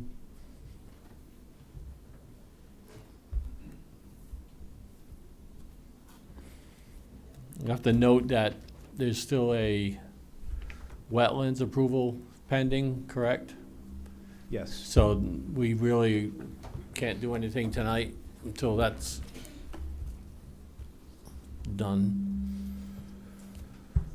Good evening, Mr. Chairman and members of the Planning and Zoning Commission. My name is Tom Cody. I'm an attorney at the firm of Robinson and Cole, and I'm here on behalf of the applicant, Ryan Companies US Incorporated. So yes, Mr. Chairman, your introduction was one of the points that I was going to mention. The Inland Wetlands Commission has continued their public hearing to June 1st, and we will be there to continue the discussion with the Wetland Commission. Turning to this commission, you retained a third-party consultant, Ty and Bond, to do a peer review of this application, the site plan application, and on April the 6th, Ty and Bond submitted its review comments regarding the application, and then on May 7th, the applicant put together a comprehensive response to Ty and Bond's comments, and we were pleased to receive just this afternoon a copy of Ty and Bond's review of the applicant's response to the original comments. And we were pleased that the majority of the comments that had been initially raised were noted as being satisfactorily addressed. There are a number of items that do require additional sort of notes and details, if you will, added to the site plan application. And the applicant is working on all of that and will be submitting, probably within the next week, a revised set of plans that include all of those various notes and details that were flagged in those Ty and Bond comments. But again, we were very pleased that most of the comments have been satisfactorily addressed. So moving on to excuse me, is there anybody here from Ty and Bond? Yes. Okay, just in case we want questions later. So another item that we have been working on very diligently, at the last meeting, we explained that Westcott Road, which is the road in front of the project site, is a state highway, and as such, the applicant has applied to the state Office of the State Traffic Administration and Connecticut DOT for a state traffic certificate. We have been working, our team has been working through Fuss & O'Neill, the consultant representing the applicant, working with the state on processing that application, responding to questions and comments. And a little bit later in our presentation, Mark Vertucci with Fuss & O'Neill can provide an update as to that process and also address a number of other questions that were asked. One of the comments that we received from the state DOT was that they expressed a strong preference that this project be served by a single driveway, and that it be at the location of the easterly of the two driveways that had been initially shown in our site plan application. When we received that comment, the team worked to revise the plans to reflect that. And at last, when we met with the Wetland Commission a week ago on May 11th, we showed the Wetland Commission how that single driveway would work. And specifically with respect to the inland wetland permit application, we noted that the single driveway results in a reduction in the amount of impervious surface that would be a part of the application, and it also would result in a reduction in the scope of the activities that would be looked at by the Wetland Commission, in particular the upland review areas. So a week ago, we showed on the PowerPoint those revised plans and how that single driveway would work. Today, the applicant has submitted to the town staff, and copies will be sent to Ty and Bond as well, of how those revised plans actually work. And they basically provide the backup for what we showed the Wetland Commission a week ago in our presentation. Now, our plan is to basically do the same thing with the Planning and Zoning Commission. This evening, we're going to show you how the site plan would be modified to incorporate the single driveway concept. And we will then, in about a week, follow up with the revised plans and materials that specify all of that. And at that time, we would also incorporate all of these comments that I mentioned just a minute ago about the follow-up items that Ty and Bond wanted to see in our application. The reason that we're kind of going to wait a week is that what we are trying to do is to consolidate all of our comments and the updates into a single submittal to you so that we don't have different pieces coming in. So that's what you will see in about a week when we resubmit those materials, revised plan set, and any necessary changes to the stormwater plan, although those would likely be minimal. So this evening, what we thought we would do is we will have Tim Onderko with Langen Engineering and Mark Vertucci with Fuss and O'Neill give you an update on these proposed plan revisions to show the single driveway, and also update you on the state traffic permit application process. And they will also answer some other questions that the commission had for us. And then after that's done, I also will answer a few questions that were asked of us. And at that point, we would be done with our presentation for this evening. And we have a PowerPoint which is up right now. So I'm going to turn this over to Tim Onderko. Good evening. Tim Underko, professional engineer with Langen.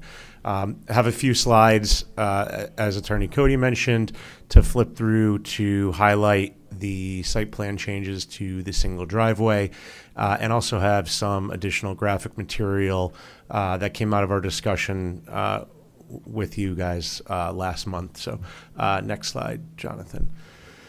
Keep going. We're going to move quick through these. So last month, this was the rendered site plan that we presented, building in the middle of the site in white, and heading to the right and down the page are the two driveways that connect to Westcott Road. So you can see the two kind of tan lines. Those driveways both had two bridges that Attorney Cody mentioned were part of the review of the Wetland Commission, and we had a driveway, the western driveway touched Westcott Road at just to the east of the 395 on-ramp, and the eastern driveway a little bit further east on Westcott. So this was the plan and all the materials that you currently have in our submission, and we presented last month. If you fast forward here, Jonathan, we're going to highlight the changes to the site plan in the area circled in yellow. The site itself, employee parking, truck court, truck drives, no changes into the main site, and the revisions are focused on access to Westcott. Next slide. And we end up with a site that looks like this. So these are the technical materials that we submitted to Inland Wetland Commission today that show how this driveway change impacts their regulated areas, including their upland review areas. We had modifications to the stormwater report, and we will do the same thing to all the technical materials that we've submitted to you previously. They will be revised to show the single driveway, and that would include updated square footages for impervious, site disturbance, setbacks, or anything else that may be applicable to your purview. The reduction from 2 driveways to 1 driveway takes a little bit more than a full acre of impervious area off the plan. And while not relevant to you, relevant to the Wetland Commission, takes about 80,000 square feet of upland activity that's under their jurisdiction out of play with the removal of that second driveway. Next slide, Jonathan.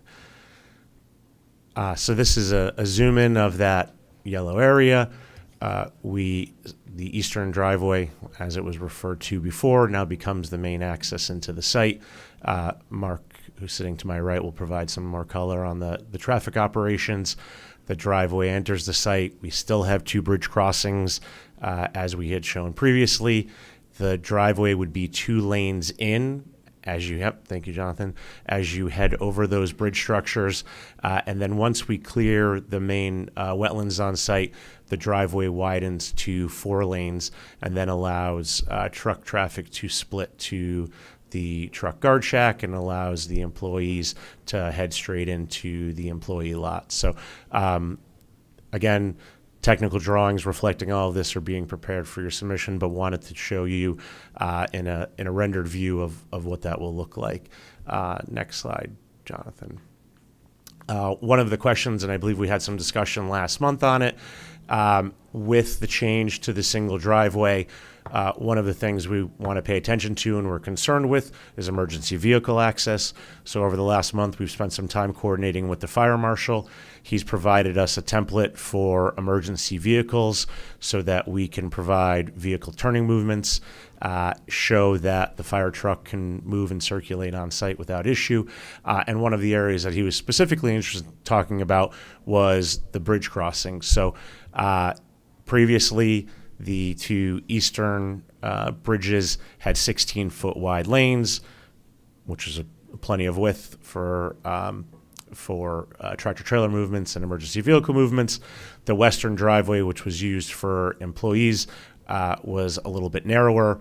When we take all of that traffic and put it to a single bridge structure, the request from the fire marshal was the 16-foot lanes that you have traveling in each direction are appropriate, but I'd also like to see you widen the width of the bridge structure and provide a striped median, provide some more flexibility for vehicle movement, and we were able to do that without impact. So again, technical drawings reflecting that request are being prepared, but as drawn and as shown on that rendering, we have 2 16-foot travel lanes, we have a 6-foot striped median, and we have 2-foot shoulders on each side, providing an appropriate width in discussions with the fire marshal that still allows tractor-trailer movement, it allows employee access, and would accommodate the fire truck movements. One of the comments from Ty and Bond was, please provide some of those technical vehicle turning movements, and we are preparing drawing sheets, and we'll include them in the resubmission that take care of that. And I know that was a comment and a discussion that we had last month here. So I thought it was appropriate to put this up, let you know that we are looking at it, and we'll have that taken care of in the updated materials. Next slide, Jonathan. Another discussion that we had last month is we had previously prepared 4 cross sections looking from adjacent properties to the building. In that discussion, the question were raised, could you also cut a section from the building through 395, and could you cut a section from the building to the intersection of Mashantuck and Westcott? So we have done that. Next slide, Jonathan. First one up. So there, thank you. So A, B, C, and D sections were all shown last time. We've added E, which is the middle of the page in the yellow circle, and we've added F, which goes from the building out to the, basically to the ambulance corps at the corner of Mashantuck and Westcott. Next slide, please, Jonathan. So this is the sight line through 395 to the building, and this shows with the existing vegetation, no part of the site is visible from the 395 right away. You've got over 1,000 feet from edge of the travelway to the building, and you've got well over 600 feet of existing vegetation from edge of travelway to the first site improvement. So I know that was one of the questions, Mr. Chair, I believe that you had raised about can we take a look at that section? And by cutting that section, we're able to see that the building itself is not visible from 395. Jonathan, go to the next slide. This section is even longer. This is from the building to the intersection of Westcott and Mashantuck. I believe this was also requested. From the ambulance corps to the proposed building is over 3,170 feet. And from the proposed building to the property line for the project is 2,250 feet. And you can see that probably well over 2,800 feet of that is existing vegetation to remain. So from that intersection, the building is not visible through the trees and existing vegetation that exists there. So from the 6 sections that we've cut, the building is not visible from any of those surrounding locations. I think it should be noted, if you go back to the one previous, the one you talked about me, my concern wasn't visibility. My concern is sound. And I think your drawing shows exactly what my point is that your elevations, that flat area where your driveways are and your parking areas are elevated above the existing tree line. So the only thing that I believe I'm reading is that you've got trees in there approximately, I don't know, there's some certain distance, 60 feet or 50, whatever it is. But it's not a continuous tree barrier for sound. Okay. And so you've got basically, you're at an elevation, the building's even higher. So to me, it's an echo chamber that just goes right over the tree line and heads down to the borough. Okay. And it would be, in my mind, a tree line up on that elevation, and it should be and you're not gonna like it, but in my mind, it should be, some trees that are tall, medium, and short, so that it's a continuous growth. And then in a forest management plan, make sure that they stay growing, so that we have this, noise buffer. I mean, there's no way that that's not going to carry. I mean, it has to cross 395, but it's still going to carry, and that's my issue. Fair, and we'll take a look at that. I believe, and I'm going from memory, I believe the sound study did model receptors on the other side at 395, but we've got a week of technical drawing review. We'll take a look at that, and if it makes sense, I don't think there'd be an issue incorporating additional plantings. So it's really the between the pavement and it's the elevation of the building itself. I understand. So you got the traffic up there, you got the building doors, and that's my cross section is just exactly what I was seeing. That Okay. There was nothing to stop it. You got it.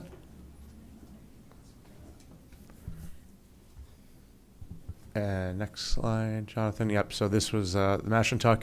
And that's what I had from the civil side for updates as we work through the technical revisions and get the engineered plans submitted. But I had those materials available, thought it was appropriate to show the rendering now so you could see what we'll be talking about next time when we come back with the technical drawings, as well as what the peer reviewer will be looking at in terms of those site plan changes. But certainly let the peer reviewer speak for themselves, but those materials were submitted to them for the single driveway as part of wetlands, certainly a different hat and what they're looking for, but we are looking to progress and get both sets aligned as we move through the process here. So thank you. All right, good evening. I'm Mark Fertucci. I'm a senior transportation engineer at Fuss & O'Neill. We're located at One Financial Plaza in Hartford. I'm also a professional engineer in Connecticut and a certified professional traffic operations engineer. Just want to go over some of the peer review comments that we received and have addressed, and also update you on where we stand with the State Traffic Administration review and approval process. And go ahead to the next slide. So I'll start with the third-party peer review from Ty and Bond. So we have gone through all of their comments. We have addressed them. One of their comments was to expand the study area to include 4 additional intersections. So those locations in the blue are the ones we had in our original study. The green locations are the expanded study area. So those additional intersections we looked at were Knox at Killingly Road, Gauthier at Killingly Road, Westcott at Mashantuck, and Westcott at Main and Hutchins. So we looked at all 4 of those intersections. We went out and conducted additional traffic counts, capacity analysis, and what we found is those intersections are operating acceptably today, and they will continue to do so upon inclusion of the traffic from the warehouse distribution center. So we did go through and address those, and as I said, Ty and Bond has reviewed those. I'm sure you'll hear from Andrew White a little bit later, but they have concurred with our findings, and we're happy that we had sufficiently addressed that comment as well as the other comments in their memorandum of findings. Another comment they had, and you can go ahead to the next slide, that was also a comment we received from the State Traffic Administration. As Tom had mentioned and as Tim has just described to you, their primary concern at OSTA was the consolidation of the 2 site driveways into a single point of access on Westcott Road. We got that comment from them at the Step 2 review meeting that we had back on April 29th to go over all of the comments from their office, as well as the various divisions at CONDOT that reviewed this. Traffic Engineering Division reviewed it, Hydraulics and Drainage, their Planning and Development Unit, the district, a whole slew of reviewing units took a look at this project. Gave us a comprehensive set of comments. We had a good meeting with them on the 29th. I felt it was very productive. We are addressing that number one concern that they have with the consolidation of these driveways to the current location, or the original location of the truck drive. By taking that second access point out, we really clean up operations over by the I-395 northbound on-ramp. Having that single point of access is great for access management. You're consolidating turning movements at one intersection, so this will help traffic move more safely and efficiently on Westcott Road. So that was really the primary comment that we had from them. There were several other comments that kind of went away once we addressed that comment. The other intersections that we discussed that were within our study area were more minor technical related comments. So we are going through all of those and addressing those. We do anticipate resubmittal to OSTA in a few weeks, and I do anticipate we'll be through the Step 2 review process fairly soon with them. Moving to the next slide. I just want to go over in a little more detail here the changes we made with this pivot to the single driveway access here opposite Reynolds and Hillside. So the site driveway will line up there opposite that intersection that exists today. The driveway will have 2 exiting lanes, so a left turn pocket and then a through and right lane, which is obviously the lane we expect will get most of the use here. Is the vast majority of this traffic is coming to and from the I-395 ramps a couple hundred feet over to the west. On Westcott Road, we are showing now a full eastbound left turn lane into the site. Now, what we were showing before, we did have some roadway widening. It was just basically a wider lane. It was a lane for bypass width for eastbound through vehicles to get around a left-turning vehicle into the site. But with the additional traffic here with both cars and trucks using this driveway, we are now striping a full left turn lane. So there is some widening here proposed on Westcott Road, but I want to be clear on this. All that widening is occurring within the state right-of-way. There are no right-of-way impacts here as a result of those roadway improvements. We also have gone through the traffic signal warrants and the MUTCD, which is the Manual on Uniform Traffic Control Devices. And we are, after going through those, proposing a traffic signal here at this intersection now. So this is a change from last time, in that now that we have the additional volume at this location, we are proposing the signal. This signal will heavily favor the green movement on Westcott Road. There will be a westbound or an eastbound left turn signal into the site. And when that is going, the right turning traffic can exit the site. And there will be also a phase for, short phase for Reynolds Street as we're thinking at this point. But again, this is going to be reviewed again by the State Traffic Administration, as this is a change in what we originally proposed. So the specifics of this will ultimately be reviewed and approved by them. One other thing. Does that get reviewed by the town council or the town's public works at all, or your town engineer? The entrance is on the town roads. Yeah, so in that step 2 meeting, there were several representatives from town staff, and the legal traffic authority from the town does have to review to the conditions of approval that OSTA will implement. When they're ready to approve this, there will be a draft, a traffic investigation report, and a conditions of approval, and the town will get to, LTA will get to review it at that point. But they have been involved in this conversation. They were at the meeting on the 29th, the town staff. I have The police a question. chief was on there as well, as was, I believe, the One of the Anne Marie and the questions town engineer. is you mentioned that the traffic on Westcott Road would not be impacted that much. It will be more than quadrupled, I'm sure, because there's very little traffic on Westcott Road. The other thing we mentioned, John and I both mentioned it last time, and I don't know if you addressed that, was a lot of the Amazon will be coming from Rhode Island. They will come Route 6 and they will come down Westcott Road from that end. Has that been looked at? Yeah, so our traffic study actually. Is that, yes, they looked into that? Yes, our traffic study actually Into that and coming incorporated from Route 6. 15% of the traffic coming from the east, the passenger car traffic. So we were pretty conservative in that estimation. The vast majority of the trucks, however, we anticipate will be coming to and from I-395 directly, and that is simply because of the nature of the operations and where the trucks are coming from major metropolitan areas.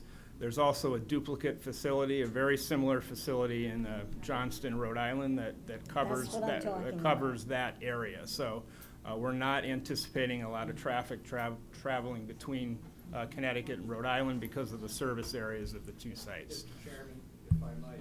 Yes. Brad Griggs with Amazon specifically addressed this question at the April 20th meeting, and he pointed out that the Johnston, Rhode Island facility is a similar first-mile distribution center as this would be. And they don't send trucks to each other. He was very clear on that point. They do not send trucks to each other. That's what he said. He said those two facilities do not send trucks back and forth. So, Mr. Chair, through you, just people from the audience, this is not a public hearing. We're not recognizing individuals in the audience at this time. Thank you. Yeah, I don't know who to address, but I find this report a little lacking, and I'm gonna tell you why. Knox Avenue and Gother Avenue, you're gonna be using those town streets, and that's what they are, as extensions of your terminal. Traffic coming in from the south is gonna be using Knox Avenue, and that distance, I don't know how to judge it, but it's gotta be a third of a mile, goes by different streets. Lum Street is the first one, and there are other ones along the way. There was a fatality at the end of that with Westcott Road, and I mentioned that during the last meeting. That increase, at that intersection, you're gonna have 178 vehicles using that in the morning and 147 in the evening. On Gauthier Avenue going south, there's not too much of an increase in the morning, 23, but 176 in the evening hours. That's a lot of traffic. Traffic gearing down, traffic gearing up to get on the highway. Noise, quality of life. And I'm gonna go back to that same report, and it's on page 16. It states that Connecticut courts consistently held that the designation of a particular use of property as a permanent use establishes a conclusive presumption such use does not adversely affect the district. Wait a minute, I'm getting screwed up.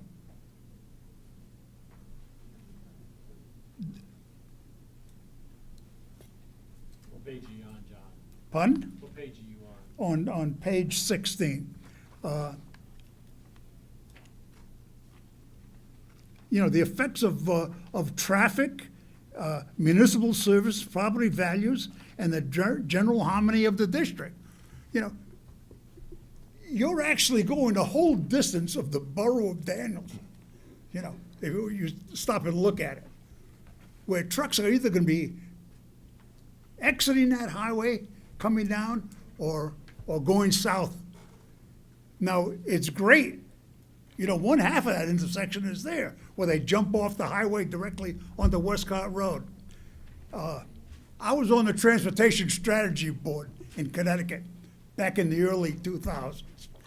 And the Department of Economic, and I don't know the correct terminology, what is it? Yeah. At that time, they designated this part of the state as a transportation area. That's how they viewed it. And I'm sure they still do today. Well, if they do, and I sent that lady, what's her name? Anna S. Menelstern? Yeah. I sent her a fax today reminding her of that and suggesting that if they wanted this project to succeed, what they could do is make that a true four-way intersection there. And there's properties available where you could have a ramp going south right off of Westcott Road, and you could have the northbound traffic exiting right on and get away from those two town roads and give that whole neighborhood a quality of life. You're going to have noise, pollution. It's going to upset the whole community. I think that's more of a concern than your reconfiguration of that access road leading into the facility. Mr. Saratopoulos, I was going to just respond to you. When you started your comment, I was going to respond with exactly the section that you quoted from the response. And that section is, I believe, the correct statement of the law in Connecticut, which is that here we are with a site plan review, and the warehouse and distribution center use is a permitted use in the business park zone. It's permitted as of right. And what that means legally is that the determination has been made already within the scheme of your zoning regulations and zoning map that these permitted uses are permitted, and that other inquiries into off-site impacts is really inappropriate. And that's supported in ample case law, and I believe that Mr. Slater touched on this during his workshop with you at the last meeting when he was discussing about the scope of site plan review. And he touched on this issue, and I would certainly be interested in hearing his analysis of this point. And then secondly, we've also, as we've been saying over and over again, this traffic permit that we've applied for to the state of Connecticut will control the traffic review here. Well, that's not And- over yet. You've still got a final hearing. That's true. according That's to this. correct. Yeah. We are And- only midway in the process, as Mr. Vertucci just Yeah. said. We are midway in that process. And I would further disagree with you. A part of it is to make sure that there's a quality of life in the approval process for this project. Now, if the state is so anxious to have warehousing in the northeast corner, it seems to me that they could come up with some money, and maybe you people could too, to reconfigure that so that you've got a four-way intersection there. And maybe half the people sitting there would agree with you that the project should go forward.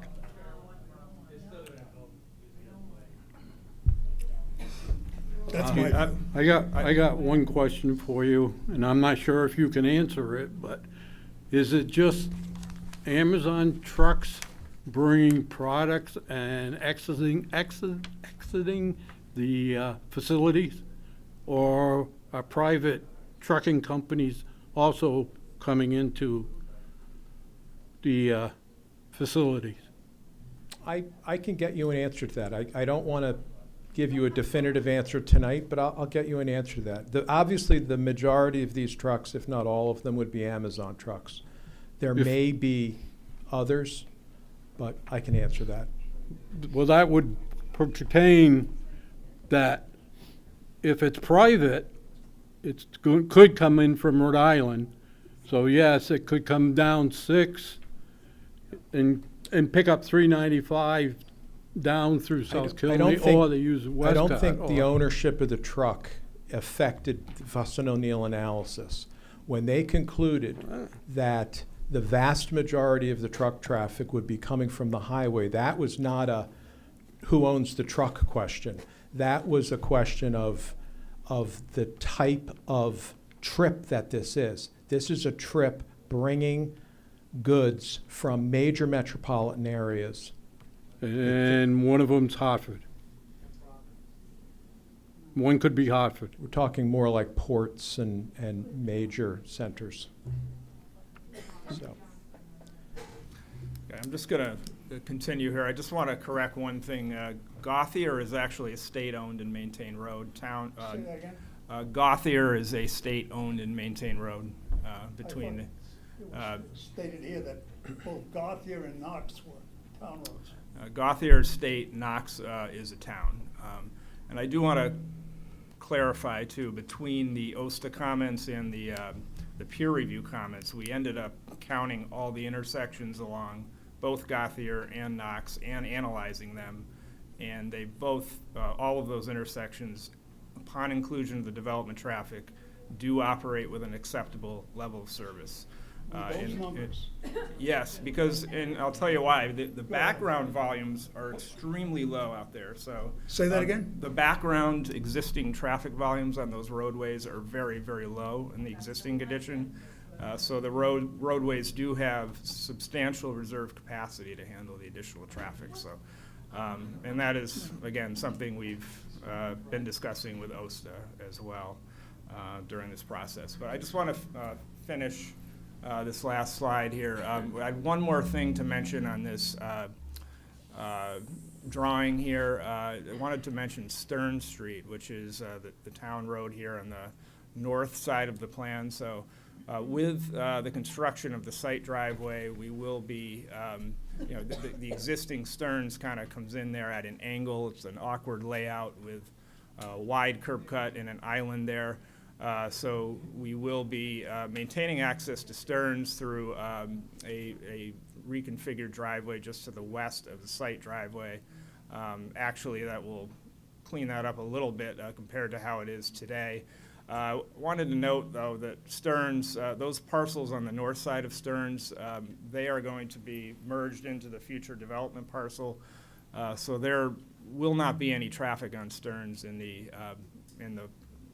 build condition, because there's nothing on the road other than the rear access driveways to the chamber, but they have direct access onto Westcott. So the volume on that road in the build condition will essentially be zero. Next slide. Just want to talk. Sure. Sorry, just before you leave it, why recreate that driveway? Like, I don't know what that distance is from the main entrance, but why recreate that driveway versus abandon the road like it was proposed? Well, I think if after the project is approved, and even potentially after it's built, if the town council agreed that they thought that abandoning that or discontinuing the right-of-way made sense, then, that could be done. There's just no reason, I guess the difference now, what he's pointing out is that there's just no reason to do that at this time. What's that distance between the two driveways? Because your curvature coming down your main driveway, I mean, your radius is running right into that driveway just from a safety perspective. I know that road's not going to be used, there's nobody on it. But again, if someone does want to come out in that exit, there is a safety factor there. I'm just curious. It'd be safer to abandon that driveway and not put it adjacent to your exit. Yeah, it's about probably from center line to center line. Mike. Sorry. Mike. About 50 to 60 feet from center line to center line. Yeah, but But your turning radius is right into that driveway. I mean, the turning radius of a truck coming out of there, he's going to be almost clipping the front of that driveway. It's not even a driveway, it's a road, it's an exit to a road, so just something to consider. That just, you're looking at, seems to be an unsafe condition. And that I would consider as part of this application, because that's part of ingress and egress from the site, right? You're creating an unsafe condition to a public road by leaving your exit, in my opinion. Everything that's shown, though, in the dark color there is within the state right-of-way. I understand that, but under our rules, we have the right to look at and ask you for an impact study of ingress and egress and make sure it's safe. And that is egress from your site impacting a public roadway. So we have the ability to look at that. So again, I'm just bringing it up, and I think that's a concern. And again, this is a change from the previous It is, yeah. plan, so again, OSTA is going to be reviewing this as well. It's a state road. It's also subject to a DOT encroachment permit application, should there be an approval here from the town and from OSTA. If we can go to the last slide, just want to talk about the next steps. So at this point, I've alluded to them, where we are with the OSTA process. So we submitted to them for a scoping review. We got through step 1. We are in step 2 now, addressing their comments. Once they're satisfied with those, we move to the step 3 formal certificate application, which at that point is a pretty easy process, as all comments are addressed at that time. And on the peer review side, as has been mentioned, we've addressed all the tie and bond comments, and we'll be responding to those, I believe, in the next week or so. And with that, I'll turn it back to Tom to wrap up. Just a few additional questions that were asked of us and answers. Mr. Card, you had asked us about the building height. We had a discussion at the April 20th meeting about the building height. As you suggested or requested, I sent a letter to Mr. Slater explaining our analysis of the building height question. He has responded to the commission in a letter today, and I don't want to speak for him, but he does agree that the building conforms to the height requirement as long as provided the site meets the additional setbacks of 15 feet required based on a final building height of 53 feet, which we have shown that we do have sufficient setback for that. So I think that question has been answered. The building height as proposed complies with the regulations. I'd like to ask you a question on that. Sure. How many stories, floors are in the building? We asked the architects, McGregor, Associates that question, and their answer was that this is considered by the state building official to be a two-story building. Okay. Is there a reason why it has to be 53 feet high? The building? Well, that's just the building design. It's, as I explained in the letter to Attorney Slater, the height from the finished floor to the top of the peak, the roof peak, is 48 feet. And then around the perimeter walls, there are additional parapets, essentially, that screen rooftop equipment. That's their purpose. And so those parapets, for the most part, average less than 50 feet, but there's one or two areas where they rise up to the 53 feet. So really the reason that the proposed height is listed as 53 feet is because in those couple of locations, the parapets get up that high. So with a little tweaking of the building, it could get under 50. I don't think so. I think that There's no possible way of getting there's- right to 50. there's no reason to, because it complies with the height regulations. True, but our regulations, the other one was 50 feet, unless, like he says, you meet the requirements. I'm just saying a little tweaking of the plans can draw that down to 3 feet. I think what's been proposed is a building that would have a 48-foot height to the roof ridge, parapets on the outside. For 2 stories. Okay. And that is consistent with modern distribution center design, where you have anywhere from 24 to 48 feet of clear story, so-called high bay warehouse. That's common, and that's what we wrote in our letter, is considered standard industry practice by the architect. Okay. Thank you. Let me just read this, please. Office buildings, research and development buildings, and warehouse and distribution centers may have a maximum height of 50 feet or a height sufficient to accommodate 4 stories in accordance with industry standards, whichever is greater. I'm not sure what this means, but it says, with the approval of the Planning and Zoning Commission. That doesn't seem to me that would be automatic. It would seem to me that the commission has to approve that, that 3 feet. Unless I'm reading this wrong, and you can correct me if you want to, and if you're right, that's fine. I think to us, it simply means that as a part of this site plan application, you're approving the building height as proposed. Mr. Slater? So, Chairman, yeah, thank you. So, Mr. Chairman, you think the approval of the Planning and Zoning Commission is required only relating to the story height? I'm reading this to say, with the approval of the Planning and Zoning Commission, and it says period, so I don't know. I am asking for you to define for me which, if I'm wrong or not. But I just want to understand how you're interpreting that. When do you need to issue, when do you think you have discretion to say no? Well, to me, it's with the approval of the Planning and Zoning Commission is after this paragraph. So it would refer to the paragraph that it's ending, which would refer to the height of the building. Right. So you read that, do you have the discretion to deny a 48-foot?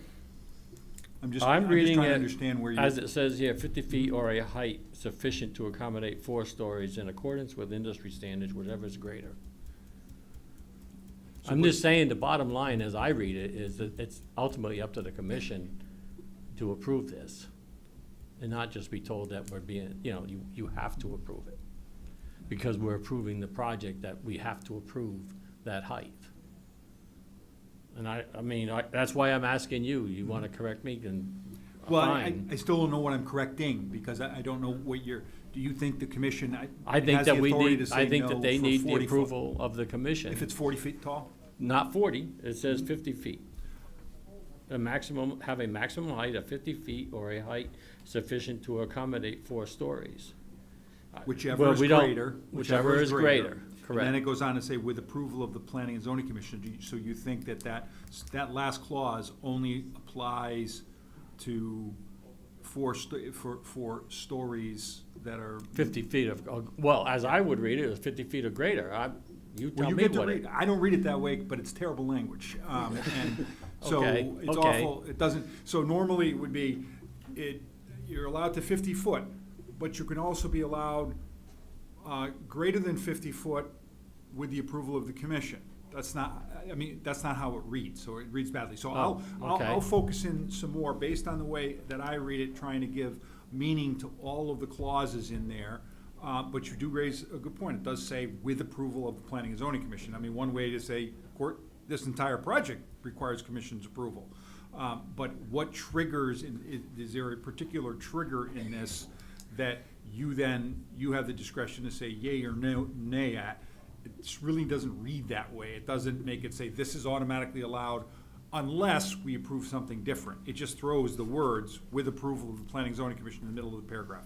So I know the hearing's not, or it's not even a hearing. I know things are not gonna close out tonight. So let me study that clause and see if I can make sense of a way that applies to one thing and not the other. That's fine, go ahead. And just to throw another wrinkle at you, and we just got this letter today, so we really haven't had a chance to review it. First thing is, we don't have a copy here, at least on the desk, of his letter to us. I don't know if it just went to you or if it went to the town, if we have that, so we can get a copy of it and read it. We can look to include that for the record for you guys and make sure you guys have a copy for next. Okay, so that's number one. So number two, my plain reading of the statute, again, it's 50 feet or higher if we're accommodating 4 stories, not less than 4 stories. All right, so if you have a single-story or 2-story building, I still read it as a maximum of 50 feet. Right, we're not accommodating 4. So please, we want to get through this. We have a long night still to go. So thank you. So again, I'm not here to argue. I'm just throwing this out to our attorney as he's reviewing the statute, okay? I haven't read your letter. I really haven't read his letter. I'm just giving him my interpretation right now of how I'm reading the statute. So we have something to decide here to make sure that we agree with what the attorney put in this letter. So, Mr. Card, your question is that, or suggestion is that maybe it's only a 4-story building that could be greater than 50 feet, It says, not a again, 3.5 story? read it straight up. It says, or a height sufficient to accommodate 4 stories, right? Not 4 stories or less. All right, and again, I agree, it's not great language, right? So it needs to be interpreted and figured out. But again, I had to accommodate 4, because again, typical story would be somewhere in the order of 12 to 15 feet, right? When you're doing a normal building, right? And so again, I want to look at your building. Again, I consider a distribution center probably a single story. If you're adding a mezzanine, could be a 2-story, depending how it meets building code, et cetera, right? And what you're doing from a building code perspective. I haven't seen your letter. I don't know how your architect defined it. So Your position, though, is that if the building is 50 feet high, there's no separate approval by the commission required? I think the rule straight up says, if again, you can have a warehouse up to a maximum of 50 feet. Right, so that's the way I'm reading it, straight up. Just, again, I'm not saying I agree or disagree. Yeah, Ms. Yuko said, yes, I would disagree with his statement when he said, true. Right, so again, I'm just throwing out plain reading of the language right now. So what you should also know is there, I thought you had the letter. We just got from this on the council. desk No, I know tonight, you just, so. mine I just give you to today. Yeah. The one that came from council for the applicant was last week, I believe. And I thought you had that too. What you'll see when you get that is there's an alternative interpretation, which I don't reach, but I will now, to make sure that that's not an angle as well. What you exclude from height are things that aren't occupied. They're up on top of a building, infrastructure, equipment, all that kind of stuff. So what their second interpretation is that these walls that are used only to screen that material as a parapet and is also excluded from the 50-foot requirement. I didn't drill down on whether or not that could be, a wall could be an appurtenance. That's the language used in the regulation. But in terms of the question you've raised with respect to the first interpretation, not only will I drill down more carefully on that with approval of the commission language, but I'll also take a closer look at the appurtenance language. I didn't think I needed to, because for the reasons I outlined in my letter. And it comes down to that wall being structural, not structural, is it visual, et cetera. So again, not diving into your details, but that'd be a question to address, right? Is that a structural component of the wall? Going back to Ms. Hugo's statement, if it's not, then it can be lowered, right? If it's just a visual, you have to go to the commission and say, do you want us to block whatever it's blocking, or do we want to lower it to meet the standard? But if it's a structural wall and it can't be lowered, because that's what you said, it can't be lowered, right? So that's what the analysis would be. So, just something to chew on. So just to be clear, I'll make sure that other letter is on the documents on demand for public review for tomorrow morning. So we'll make sure that it's available for everybody to be able to read. And then and I'll add in to that in terms of, I know there are other language in the regulations that do talk about exemptions for certain things that are necessity above and beyond, like for instance, the air handling unit that might be required. And then maybe we could get some more clarity in terms of the function of the parapet walls, if it's just solely to be a visual barrier, or if it's intended to be a sound attenuation, which I believe would be factored into your sound study. We will review this with the architect, and we can circle back with the commission to answer these additional questions. There were a couple more questions we just wanted to respond to. There were two aspects of signage that we heard questions on. One question was, what about the conservation easement area and the conservation area? Would they have signage? And what we believe is that because they have initially been proposed through the Wetland Commission would be sort of responsible for confirming what type of identifying signage, whether that's placards around the perimeter. But I think initially it's up to them, because the proposal was to the Wetland Commission that those should be aspects of the project mitigation for the wetland permit. And if they agree and approve the application with that, then the type of signage I would understand would be specified in their wetland permit that they would give to us. So I think before this commission renders its decision on the site plan, we will have that answer for you, because the Wetland Commission will make that determination. Secondly, in our response materials to tie and bond, the question had been asked, what about project signage?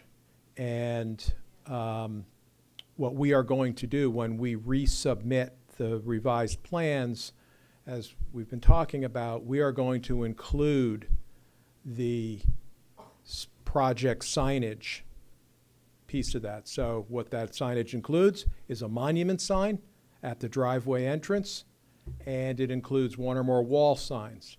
Those signs will be conforming with the zoning regulations for signage. There are size limitations. Those signs will comply with those. We will show the locations on the building elevation for where those wall signs would go. So that should address that question. Question was asked about the duration of project construction, and what we expect is that this is a single phase of construction that would take up to a total of 2 years from start to finish, including, all parts of the construction and fit-out process. We've shown you, questions were asked about earth excavation and consistency with the regulations. When we submitted the materials to Tie and Bond, we not only responded to their comment letter, but we also submitted a separate memorandum going through the project's consistency with all of the earth excavation requirements. So that is within our submittal. I haven't seen a response from Tie and Bond as to that, so that might be a question for them, is if they have reviewed that memorandum that we've already submitted.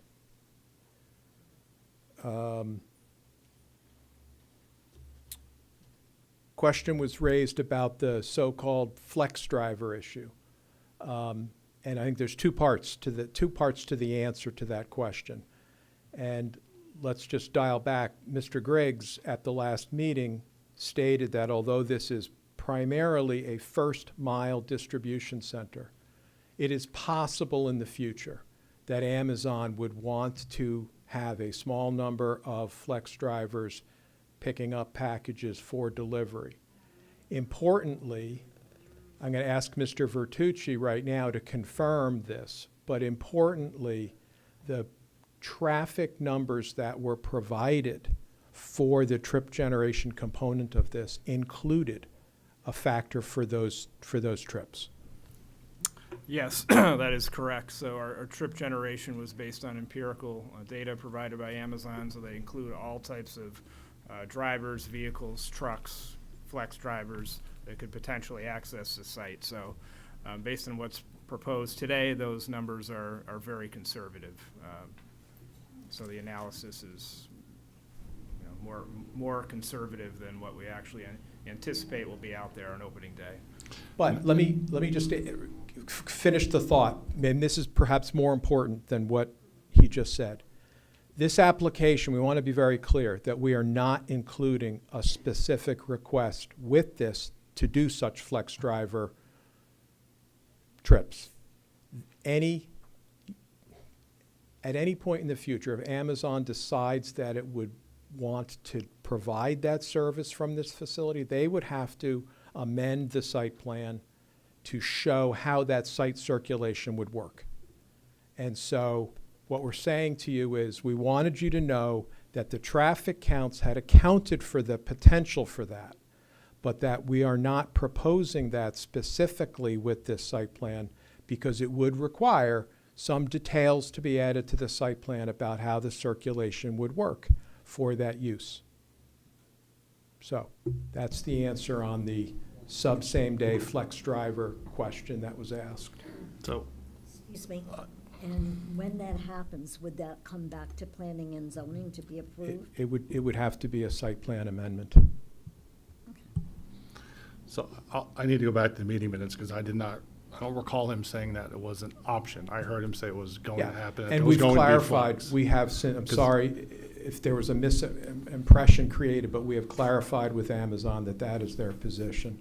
Okay. And that's the applicant. Really, the question isn't really Amazon, it's Ryan Companies. It's the applicant. They are Right. the applicant, and that's what Ryan Companies is saying to the commission as a Right. part of this application. Because I asked for that to be addressed in the traffic study, not just verbally, but to put that statement in the traffic study so we understand what exactly counts would be accounted for in that traffic study. So I don't know if we're going to get an amended traffic study or not. Yeah. And I thought there was we can do something that. We else can on a clarify that. site plan I need to look at regarding that front parking in front of the building. Because it looked to me like that's where the flex was going to happen, so we need to look at that then.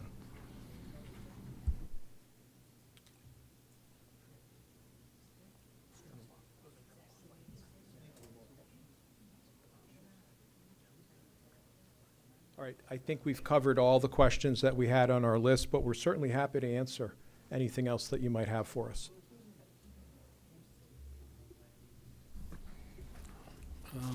Under regulations, there's a section here, I wanted to see if you, page 6, C. Early childhood care facilities must be operated in conjunction with a business established in the park. I didn't hear anything addressing that. Is that a?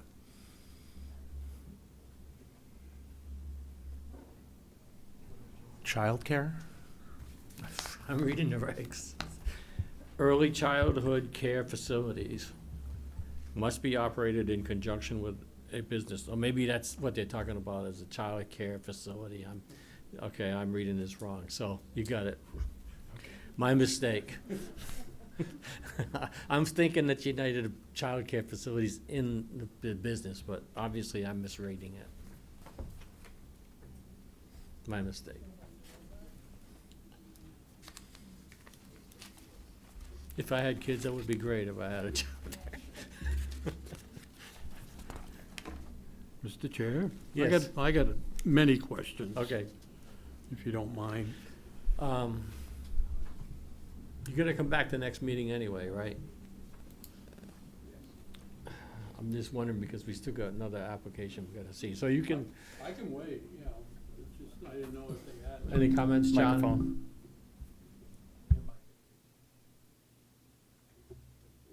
Microphone. No comments on my end. If you don't mind, if you have a couple comments you want to quickly go through, but yeah, keeping in mind, 10 o'clock, we're going to have to do, I believe, a vote to continue. 9:45, which is in 4 minutes. A vote to continue, and then I believe we can continue a maximum up to 11 p.m. per the bylaws. But if the commission member does have questions that he wants to quickly articulate, so it might give the applicant time to respond to them. It's 5 pages. Okay. If you want to submit those in writing, we can submit those through our third party and to the applicant as well. That would be appreciated. Yep. And I can come down and go over them with you too. Okay, if you'd want, but we'll have them in writing, so we will relay those both to the third party and to the applicant, and they'll get posted on the website as well for public review. The biggest question, one of the questions, I'll just bring up one, is it looks like there's an island on Gotha Avenue. If you take a right-hand turn coming east on Westcott, looks like there's now a island on Gauthier Avenue. It looks like you expanded a little bit, but now all of a sudden there's an island there. I'm just wondering why. I don't drive truck, but I have driven many fire apparatus, emergency apparatus to that corner, has taken that corner, and you put an island there, you know, that's going to be ridiculous to take that corner. I don't see the reason for it, so it's just something I wish you would look at. Yeah, we can respond to that the next. I believe that's a striped island you're referring to, but we have run all of the turning movement, the truck turning movements. That was a concern of OSTA's at that intersection. So, and we have made, I think, modifications from the plan that you initially. If you want to go out and physically do it, not just, you know, on paper. You want to physically try it. It's a tight corner right now. Yeah, understood. We can show that plan at the next meeting and run over, because we have made some revisions to that per OSTA as well. So we'll review that at the next meeting.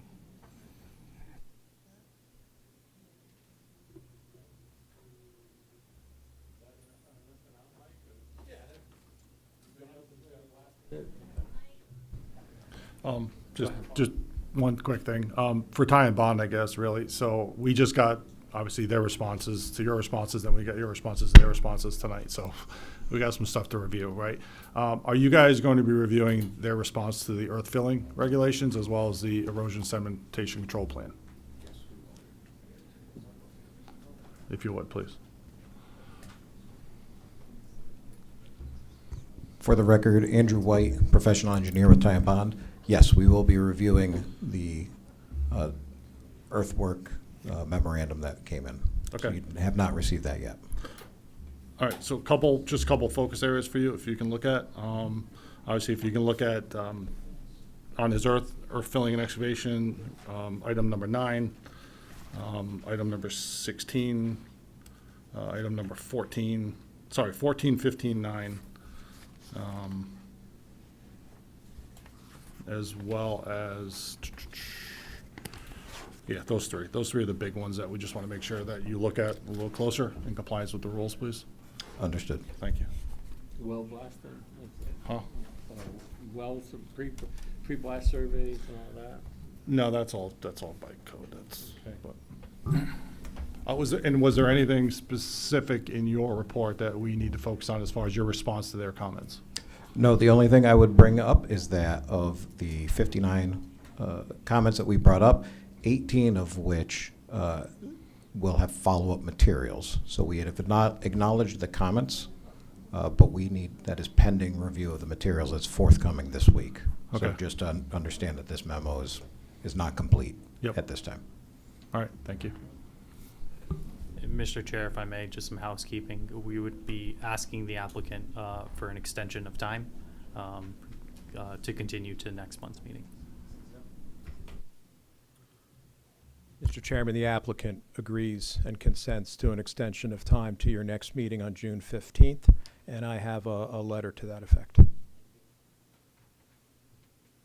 Thank you.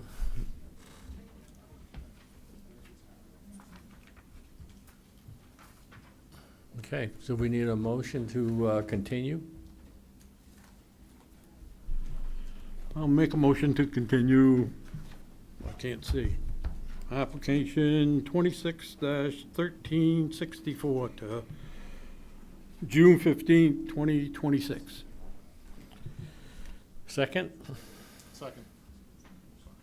Second. Any discussion? All in favor, say aye. Aye. Oppose, abstentions? Okay, let's continue. Mr. Chairman, I'll make a motion to extend our meeting to 11 PM. Have a second? I'll second. Any further discussion? All in favor, say aye. Aye. Aye. Oppose, or abstentions?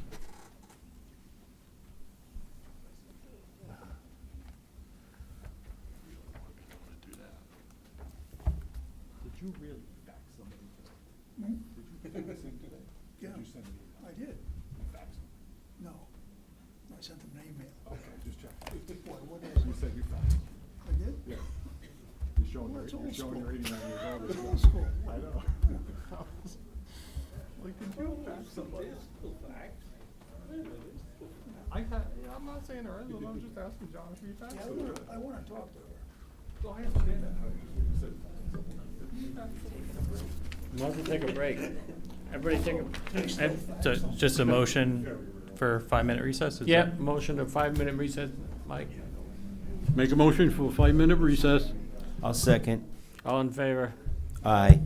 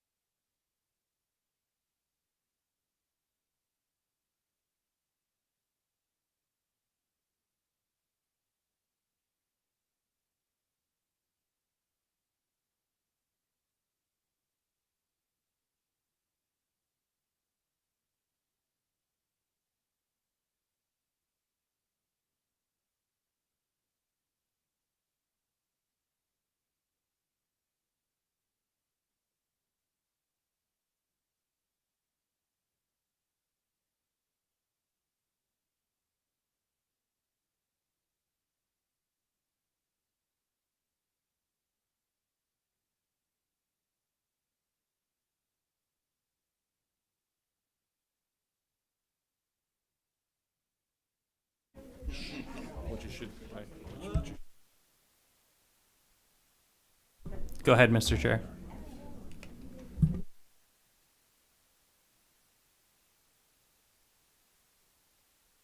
Corey?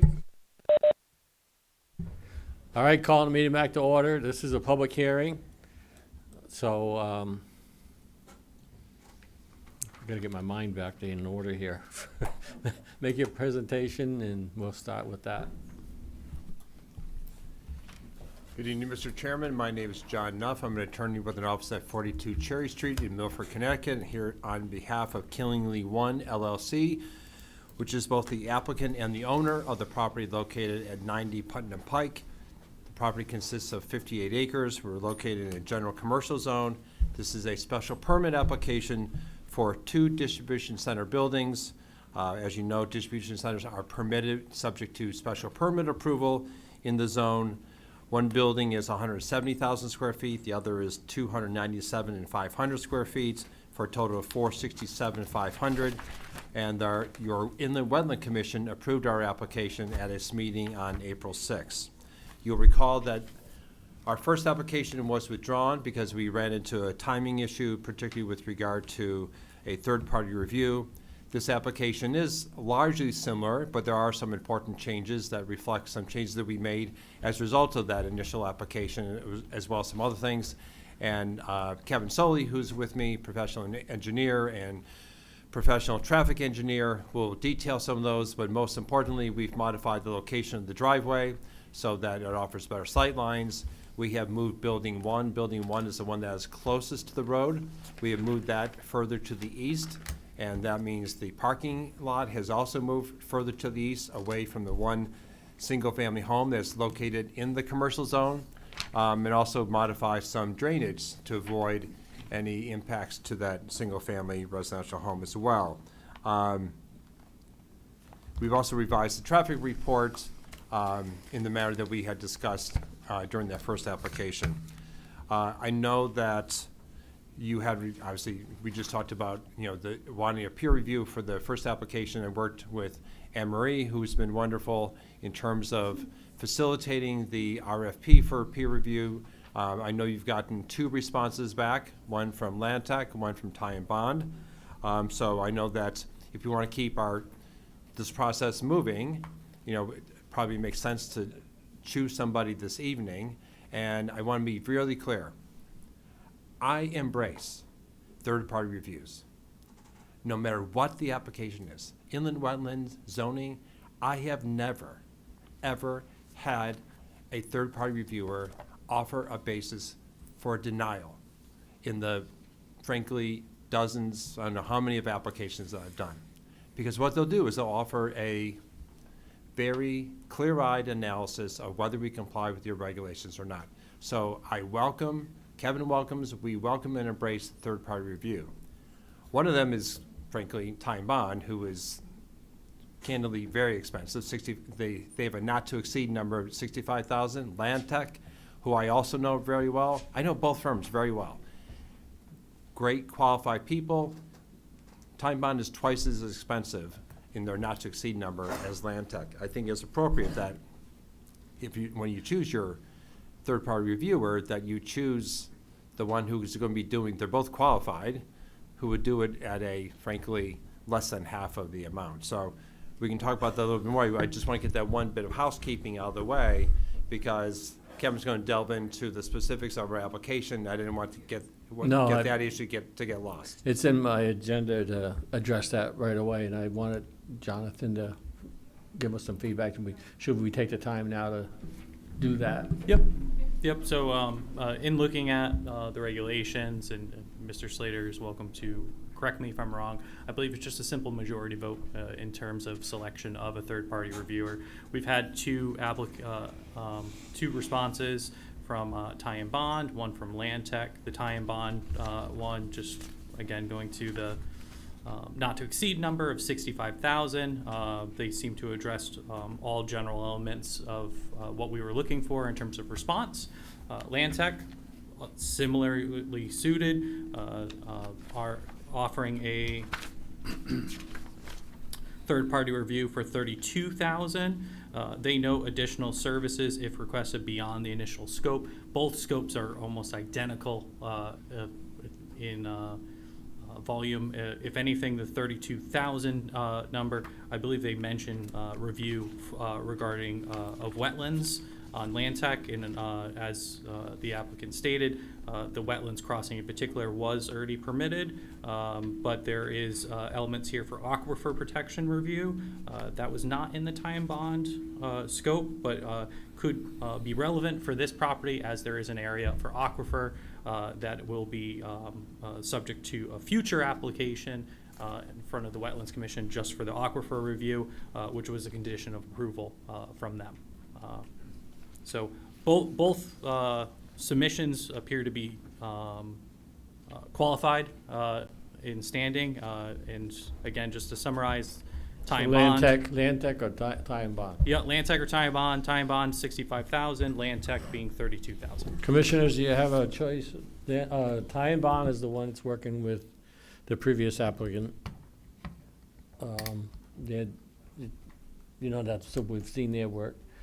I don't know if we got a choice or whatever you think. Anybody got a comment or direction they want to go? Speak up now. I agree with the statement that was made by council.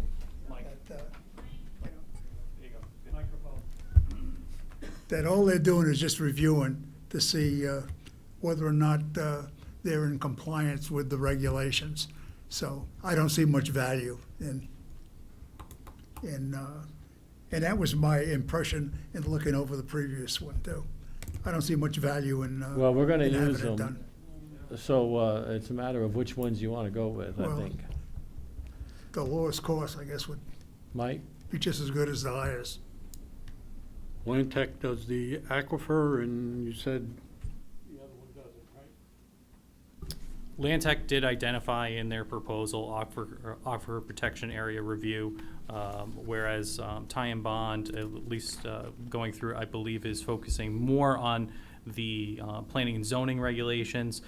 Keeping in mind the planning and zoning is not our body for aquifer protection, but special permit does allow for you guys to consider other elements in the application. So I think as proposed, the Land Tech one does offer a little bit more of a larger review of the application. I like that one better. Well, Personally, I like that one better. The Which Land one? Tech. Brian? So I don't know Land Tech, but I would just say if we reached out to them, they must be qualified. I assume so.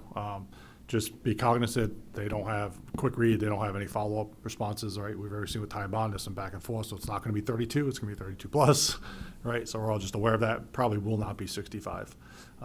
But there is also be a learning curve unless Land Tech has worked for us before. I don't know if they've worked for this town. Not that I'm aware of, no. Yeah, so there'll be a little bit of a learning curve from them, but again, for half the price, I mean, again, they are just reviewing our rules and just seeing if you complied with the rules, so. Well, the only one I'm familiar with, and it's just from this past experience recently, is tie and bond. I don't know anything about that, the Land Tech one, but that doesn't mean they're any less competent. I just don't know them. Right. I was impressed with tie and bond, with the job they did on the other proposal. I would go with you guys' recommendation. You're more familiar with. Well, we haven't had that many over the years. So, No? No. I Marie? don't know too much about both of them, but I think the aquifer is drinking water. That's very important. To me,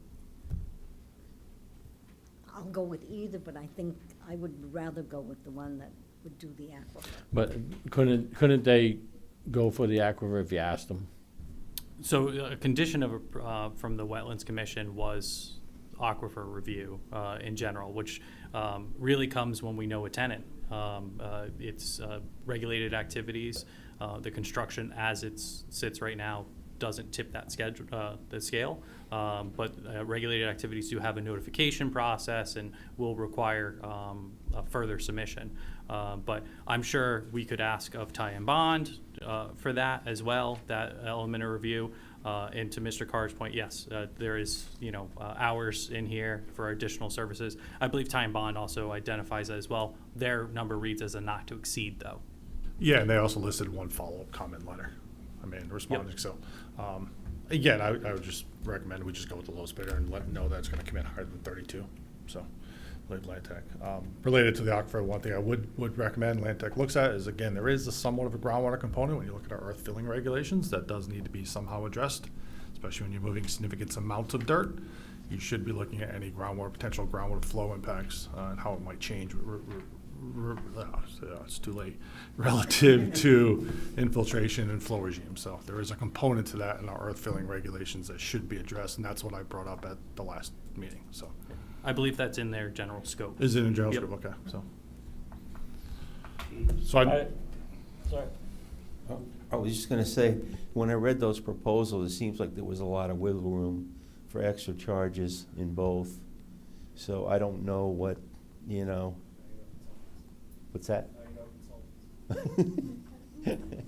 And just to be clear, so the applicant is the one who bears the cost in terms of the third-party review, and we usually look for an escrow to cover the charges, and I believe our regulations also call for, I think it's 150%, I think overall, to help accommodate those potential overages by the applicant, and that's identified, I believe, in our special permit regulations. I personally like what Ty and Bond did on this one. The last time we used somebody, it was a lot less than that. We didn't get much out of them at all. I think these guys at least addressed everything. I could really have no experience with Land-Tech. I don't know. So somebody else make a motion to whoever they want to use, and we'll go with it. I make a motion, we accept Ty and Bond. Do you have a second? I'll second. Second, Norman. Any further discussion? Can we ask Ty and Bond to, if But we do he's accept- gone. You have to go catch No, him. if they are accepted, if it passes, can we ask them to look at the aquifer? Go ahead. I'm sure that they would be open to it. Mr. Chairman, just a point of order. I know that Mr. Sarantopoulos was at first recommending Land-Tech. I just want to make sure that his motion, though, mentions Ty and Bond. I just want to, I'm just wanting to clarify if there was in fact a change of mind, or maybe it's just. I thought that was the one I was talking about. No. That's, which is why I raised it, because it's, a not. Ty and Bond's the one we just did, the last application for. Land-Tech's the low. Well, I say we go with the lowest bidder, because I was expecting some opinions in So having. withdraw your application, Yeah, withdraw your yeah. motion, and somebody make another motion, or you make another motion. Let's make it. So you have to withdraw your motion. Pardon? Say you withdraw your motion. I withdraw my motion. All right. Yeah, he has to withdraw a second. I make a motion to go with Ty and Bond. No, there you go. Second. Anybody second it? Second it, just to get it going. Any discussion? Just same as before, can we just ask them to do the aquifer? I think either one's gonna be. Yep. All in favor, say aye. Aye. Opposed? Opposed. 2 opposed. I'm sorry?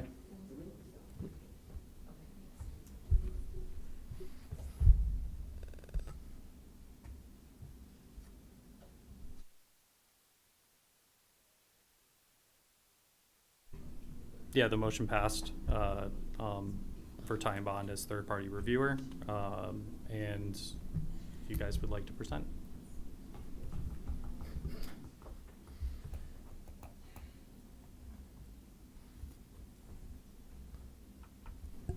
Okay, We're sorry, we're just, sorry. We're a little taken aback because we turned your mic on. My apologies, we were just a little taken aback.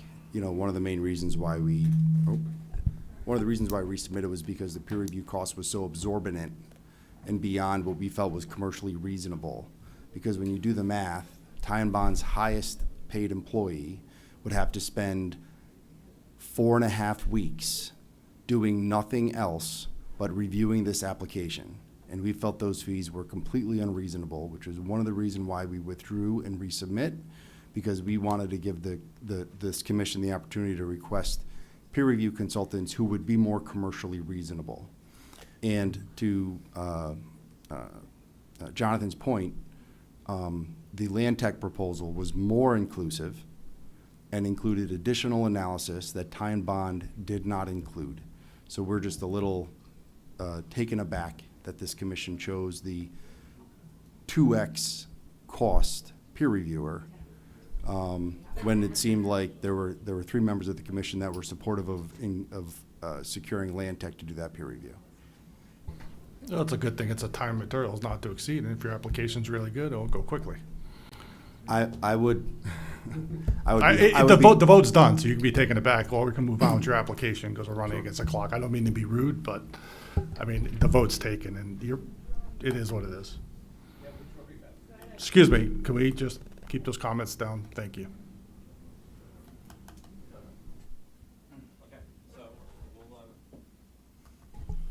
We'll present the application. This is Kevin Soley from Soley Engineering, professional traffic engineer.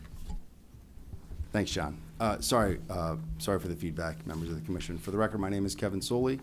I'm a licensed professional engineer in the state of Connecticut with Soley Engineering. Office is located at 501 Main Street in Monroe, Connecticut. I also hold the designation as a certified professional in erosion and sediment control as administered by EnviroCert International, and I also hold the designation as a professional traffic operations engineer, which will come into play as I talk about traffic operations. So thank you very much for taking the time, and I do want to echo our attorney's sentiment regarding we welcome peer reviews. And we feel that any application at the onset, it evolves over time based on quality feedback from commission members, from the public, and from peer review. So we welcome that. And as Attorney Nuff mentioned, our project has been approved by the Killingly Wetlands Commission. And as you're aware, we had made an initial application. That application was withdrawn, and the application before you is different in some pretty meaningful ways. And the project evolved through that first process, which we did pause while we wanted to finish the wetlands. But we do feel that the application before you is far improved from where it started, and we know that as we continue to work through this process with this commission, we are eager to consider additional changes and revisions to satisfy everyone's concerns. But we believe that what we've provided and what we propose is consistent with your regulations, consistent with your POCD, and I'm excited to run through it with you this evening. I know the hour is somewhat late, so I'll try not to be too long in the tooth, but we appreciate the time. First, Jonathan, did we get prints, copies of the new proposal? Yeah. Well, these then? Those are the, so I haven't changed it? That's the building. I believe what I have here is architecturals for it, and then we have the smaller set there, plus the items that are being I presented. thought this was from the original. I also have traffic studies, stormwater, All right. all of those items over here. I just want to follow along. Oh, sorry.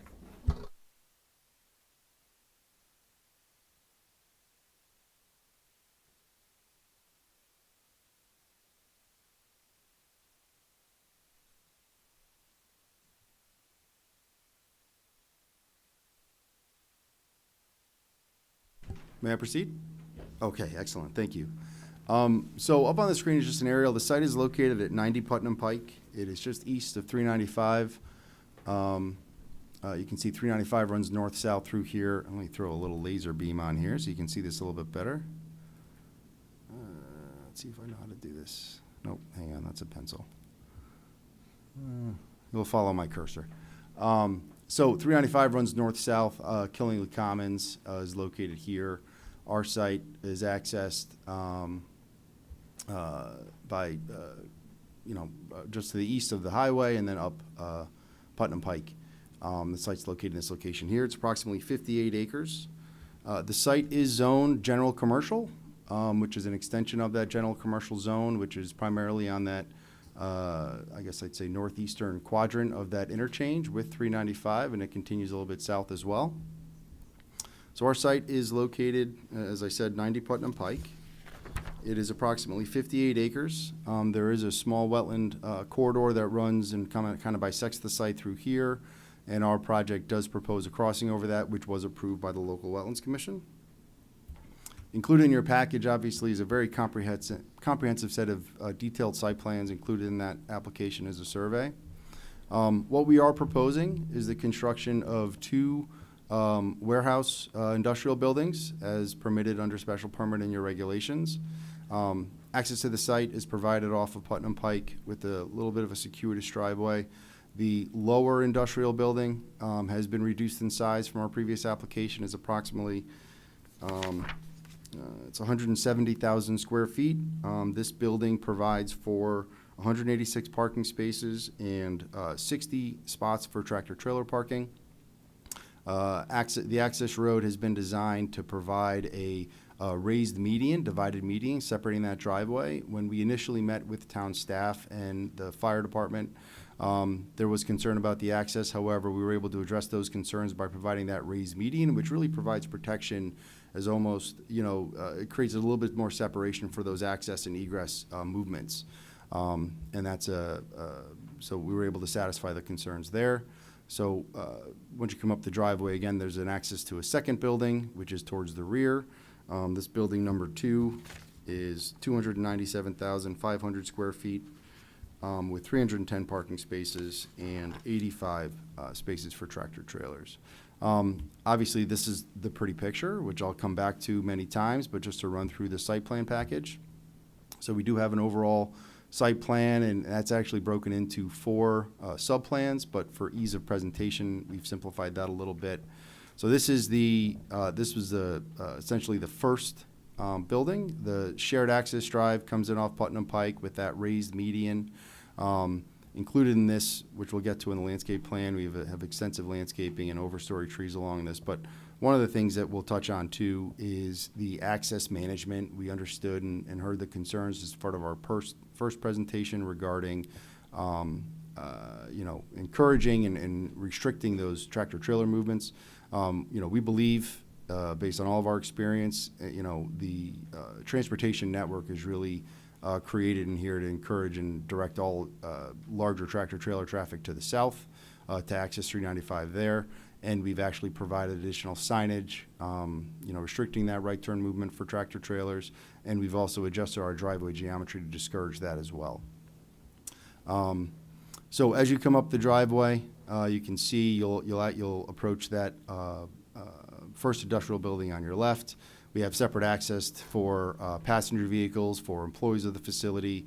Trucks would continue on and navigate around the site to access the tractor trailer loading areas and tractor trailer parking to the west of the proposed building.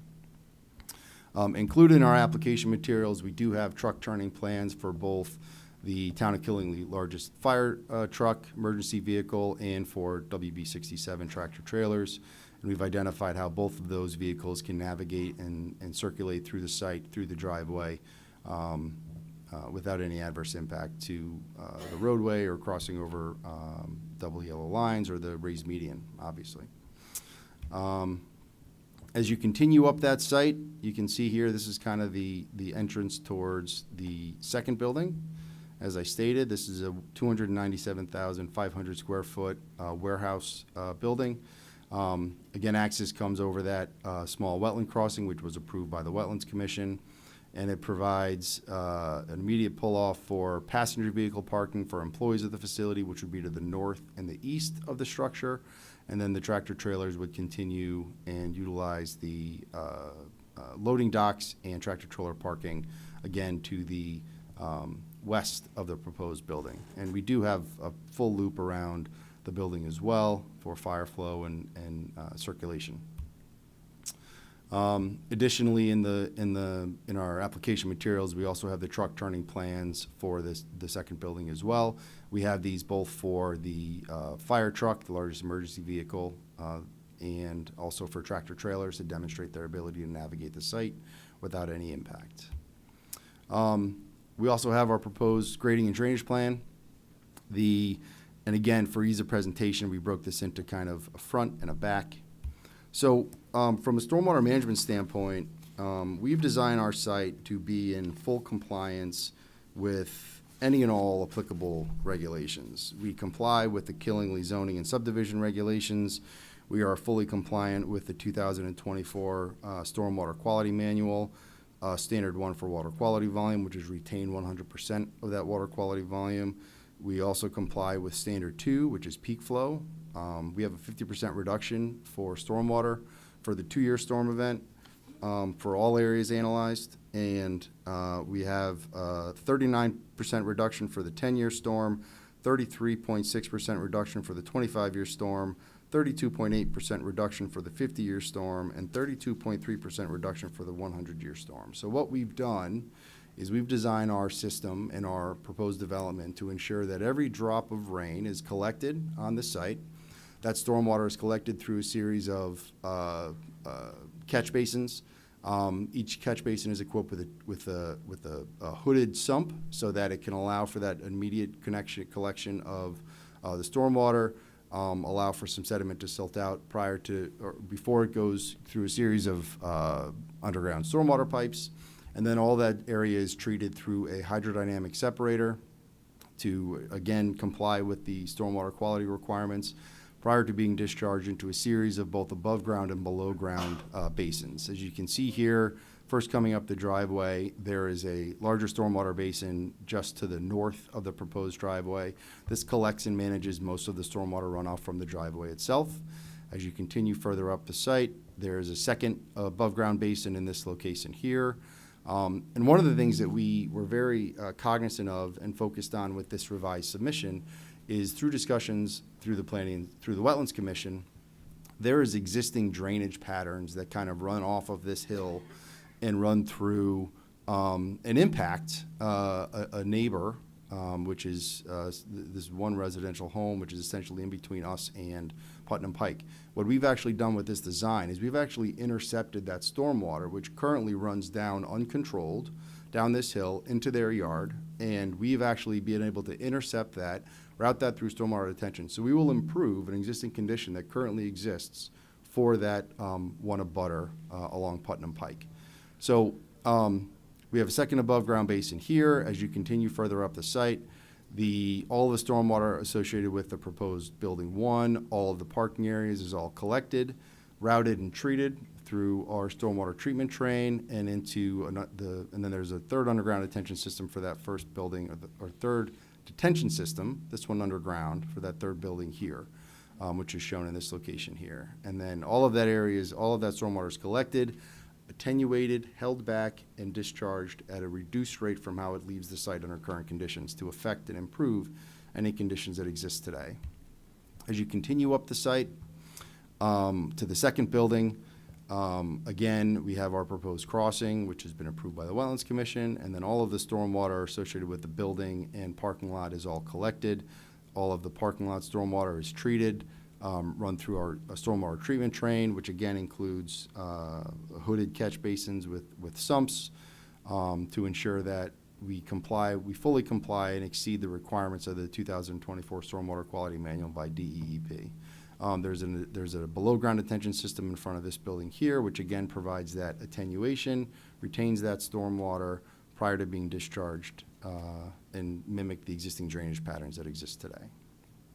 Additionally, in our submission materials, we did include a narrative that discussed and demonstrated compliance with all the applicable requirements associated with the earth removing activities. So all of that is included in our submission materials as well. And just some pictures of showing what those underground detention systems look like. We have identified storm trap as the stormwater detention system design, and this shows the hydrodynamic separator, which is installed. And what that does is, think of it as when you're in the pool and your kids are running around the side making a whirlpool. I used to love to do it all the time. What that does is, if you ever noticed, that swirl momentum, it brings all of those floatables into the center. So the sticks and leaves and dirt, it's all collected in the center, and then that's all vacuumed out of those things to ensure that the stormwater that leaves the site is clean and it captures all of that, any of those floatables or sediment that's within that stormwater. And then just to also show, we do have a blow up of our driveway grading plan. There was a lot of discussion. We have submitted our application to the Department of Transportation, Office of State Traffic Administration, to start that process. We've made, some of the revisions that we've made have been not only in response to discussions with this commission, with the Wetlands Commission, also some discussions with the Department of Transportation to ensure we have adequate horizontal and vertical curvature. We're complying with all applicable site distance requirements, stopping site distance, et cetera. So, but we do obviously have that detail for that driveway grading plan as well. Also part of this, we are doing some improvements to the drainage, the DOT drainage system within Putnam Pike as part of our proposed application. Continuing on, we do have a very comprehensive and detailed soil erosion and sediment control plan. This has been designed actually in 2 phases. So I'm going to show you the 2 phases for the front and the back.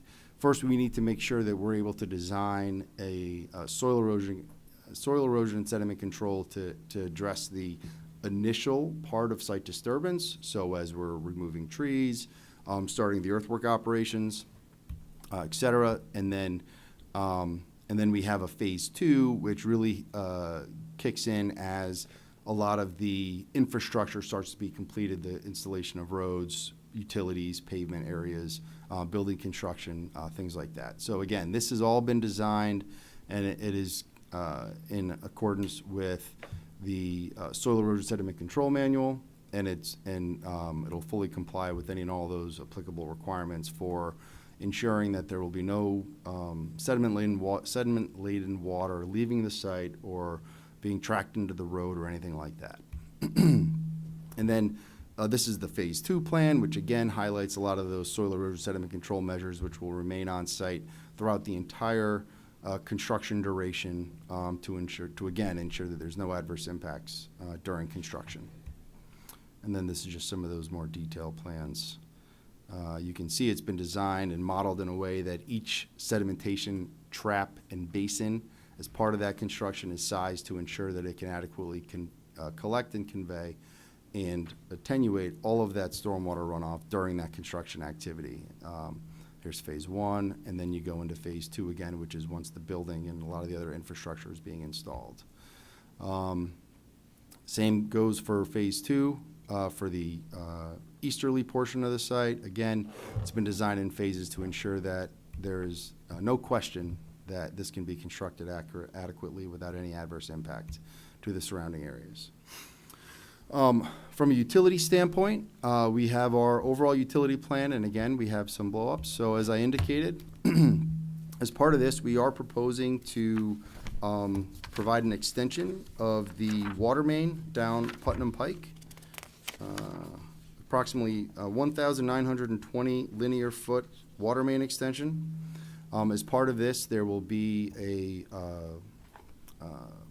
pump installed at the base of the driveway to ensure we have adequate flow and pressure up to serve both Building 1 and Building 2. Additionally, as part of our project design, there's also a proposed fire flow tanks, or fire storage tanks, associated with each building so that there's adequate volume available to comply with any and all building codes related to that. We're proposing all underground utilities for electric, telephone, and communications to be installed into the main driveway down through that shared driveway to serve both Building 1 and Building 2. This part of Killingly does not have access to sewers, so we are proposing septic systems, independent septic system to accommodate each building. We have completed and done that testing with the town, with a local sanitarian, and we have very adequate soils to fully comply with the Department of Public Health Code related to proposed septic systems. The septic system for Building 1 is located approximately here. And again, fully compliant with any and all applicable regulations. For Building 2, again, we are extending that water main up. We do have fire hydrants surrounding both buildings, 2 for Building 1 and 2 for Building 2, in accordance with the review with the fire marshal. And again, the septic system for Building 2 is located in this location here. And again, testing in those areas have been completed and conducted by our office and observed by the sanitarian. And then here's a picture of just one of the septic leaching fits, typical septic leaching field, which we have designed and proposed as part of the proposed project development to accommodate that effluent. Each building will be served with a propane tank farm, as gas is not available in this area, as is standard, and those are identified on the site plans. So from an overall landscape standpoint, we have over 400 plants of overstory and understory flowering trees, shrubs, perennials, ground cover, ornamental grasses. 73% of those plant species are native. That is something that our landscape architecture team pays very close attention to, because we want to ensure that, you know, we're not proposing anything that could be deemed invasive or anything like that. So that is something we pay very close attention to. Again, we've designed the site with variety of vegetation along the driveway. We've provided them in clumps in areas needed to really maximize expanding that buffer, those existing buffers, and then some parking lot plantings as well. As you continue up towards the Building 2, again, our landscape plan identifies and shows all of those proposed plantings throughout the site. And in accordance with our wetlands approval, we do have a wetland mitigation area just west of our proposed crossing in this location here. From a traffic engineering standpoint, so as I indicated, I am a professional traffic operations engineer. So when we look at a project like this, we need to do a number of things. We need to understand how the existing area roadway network operates under existing conditions. So what we did is we went and conducted turning movement counts in June of 2025, and then actually after some of the last discussion at our initial application, there were also concerns regarding the intersection of Putnam Pike and Etowah Crossing Road. So we actually conducted additional turning movement counts at this intersection furthest north in February of 2026. All of the counts were conducted still when school was in session, as we needed to make sure we were capturing any and all that existing school traffic. But we studied 6 intersections as part of our traffic study. So we, the Putnam Pike with Etowah Crossing Road and I'm going to butcher this pronunciation.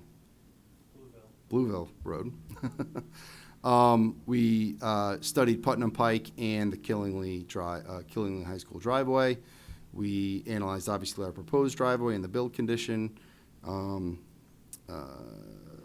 Pike and Hartford Pike Main Street, the I-395 northbound on and off ramps, the I-395 southbound ramps, southbound on-ramp, and the I-395 southbound off-ramp, and the driveway with Killingley Commons. So we needed to conduct traffic counts. We need to understand how these intersections operate when you're out there today. And we look at the peak periods, both the AM peak period, which would be the AM peak period of the project generator, and also the afternoon peak period. So think morning rush hour and afternoon between rush hour for the afternoon times. And what we do is we actually count a 2-hour block, and then we find that peak hour in that window. And that's what we do from our analysis standpoint, because we want to make sure that we're looking at the worst case scenario when those intersections are the busiest in both the morning and the evening, and that's what we have to use as our baseline. Additionally, we actually did supplemental counts during the school's peak hours, because those sometimes are a little bit different than the peak hours of the ambient street traffic. So we conducted those counts as well, and the peak hours when the school was in session were lower, so we utilized those peak hours to represent the most conservative analysis as we look through this intersection. So our next step is we need to understand how those conditions operate today. We then have to look at what happens if this project is going to take a few years to come under construction. What's going to happen with just background traffic growth? So we look at historical traffic volumes, we apply growth rate, and then we build that traffic volumes to what's called a background level of background condition. And then we have to compare our build conditions with the background to ensure that we're not having any adverse impact to the study area network. Now, in order for us to put our trips onto that network, to understand that analysis, we use traffic engineers. We have tools. There's a Institute of Transportation Engineers has trip generation rates established for different types of proposed buildings, and they're very specific. For these proposed warehouses, they have trip generation rates which are established based on regional and national studies for similar type buildings. And then those rates are established as an industry standard. These rates have to be reviewed and approved by the Department of Transportation. These rates have been submitted to the DOT and approved for this proposed project, so the trip generation is consistent. And again, we look at the AM peak period and the PM peak period, and so those rush hour periods. So what we do is we look at the worst case condition for all the roads, all the cars on the network. We then generate the most amount of trips that we can during those peak hours of those generators. And while these buildings may be big, the trip generation associated with warehouse buildings is actually not that large. So the total new trips associated with these two developments, in the morning peak period, it would be 61 vehicles entering, 26 vehicles exiting, for a total of 87 trips in that morning peak hour. And then for the afternoon, it would be 31 vehicles entering, 60 vehicles leaving, for a total of 91 trips during that afternoon peak hour. So just to put this in perspective, in the morning, when we have 61 vehicles coming to this facility, that roughly breaks out to 1 vehicle a minute. So when you think about those trips spread out over an hour, the impact to the area roadway network is negligible. And in this instance, what our analysis shows is that we will not have any adverse impacts to traffic operating conditions through these areas, because our trip generation is what it is with this land use type and this study. We did provide a breakdown of passenger vehicles versus truck trips. Again, in the peak hour in the morning, it'd be a total of 14 larger tractor trailers, 8 coming, 6 leaving. The rest are all passenger vehicles. And then in the afternoon peak period, it would be a total of 14 larger tractor trailers, 7 coming and 7 leaving the site. So again, we apply those trips to the area roadway network.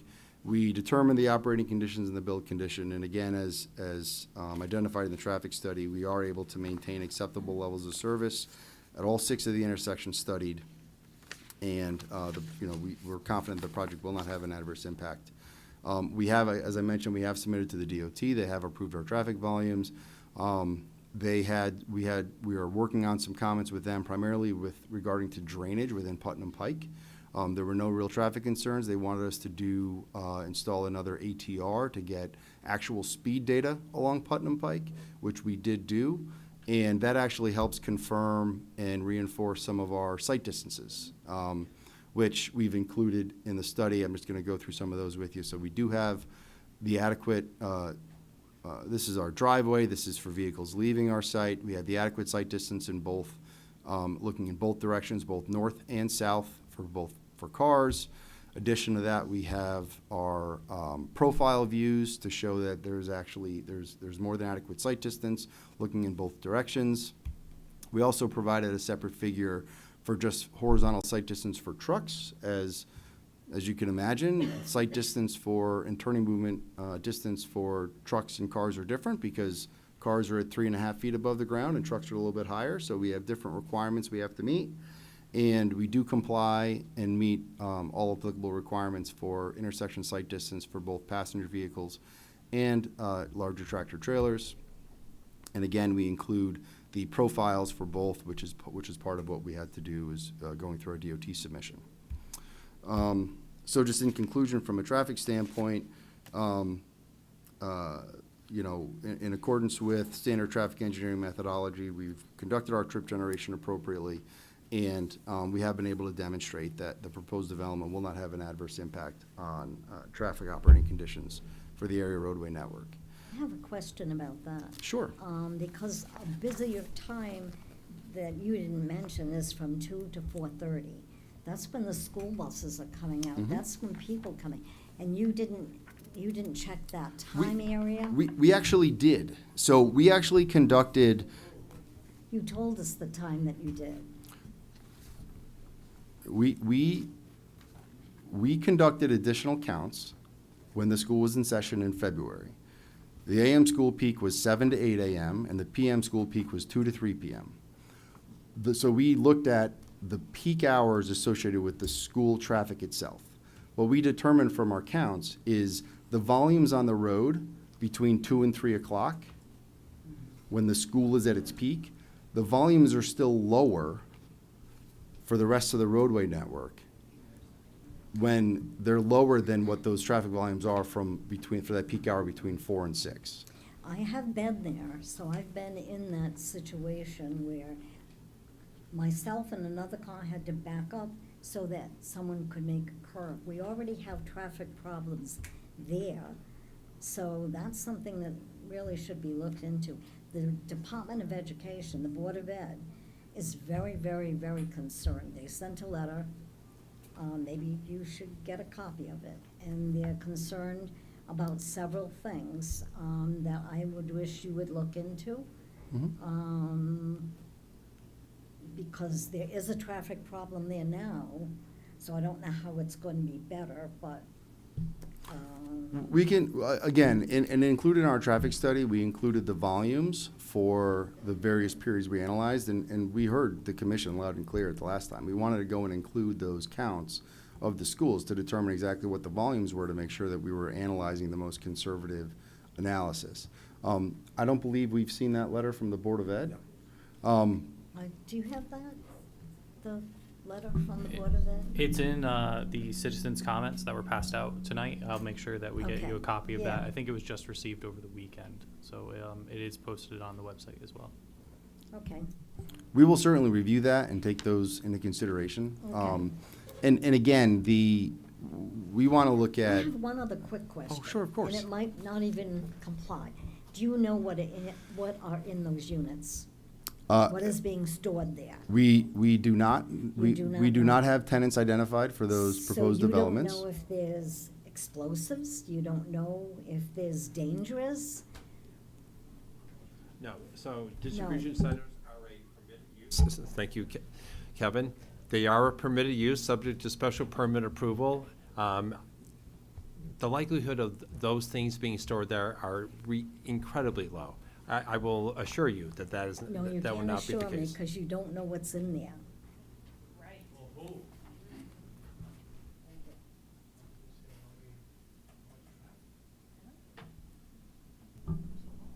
So just wanted to clarify, earlier I misspoke in terms of the bond, in terms of the escrow or the amount that the town would retain. It's not 150%. I did double check the regulations, it's just the full amount, as is the estimate. So we'll get that addressed before next month's meeting.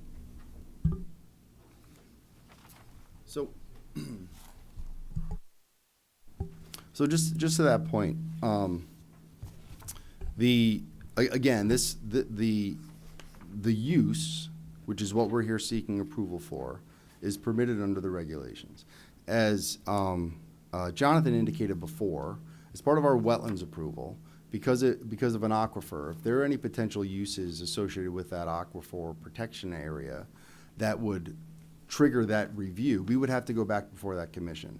So the operators and the users of this facility, we're here to get the use approved, and the use is what's permitted under special permit. The actual operators and the whoever the tenants may be,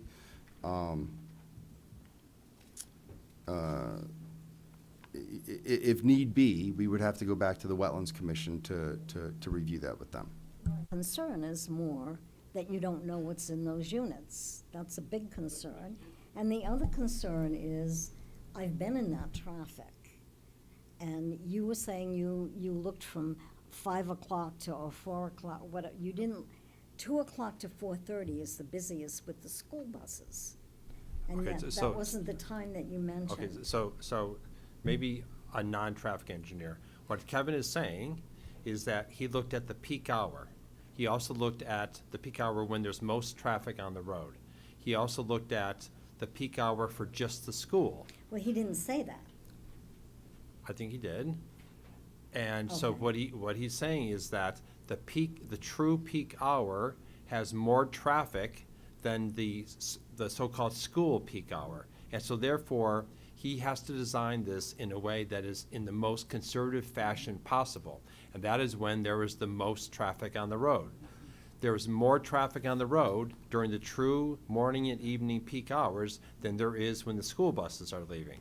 So that's the relevant portion about that. Well, With he regard, He mentioned 2 peak hours, the morning and the 5 o'clock. and He didn't mention the school and time. what he did was he made sure that the school peak was less than those others. Well, that Otherwise, wasn't he would have given mentioned, you but- that data as well. Maybe he misspoke.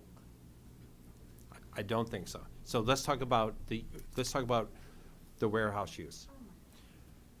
Even if ABC Corporation were sitting here with me tonight saying, we're gonna be leasing that and we're gonna be storing dog food, that tenant might leave after 5 years. The use is still permitted. Unless it triggers something for the aquifer protection zone, the next company, XYZ, can come in and store whatever and distribute whatever they're doing.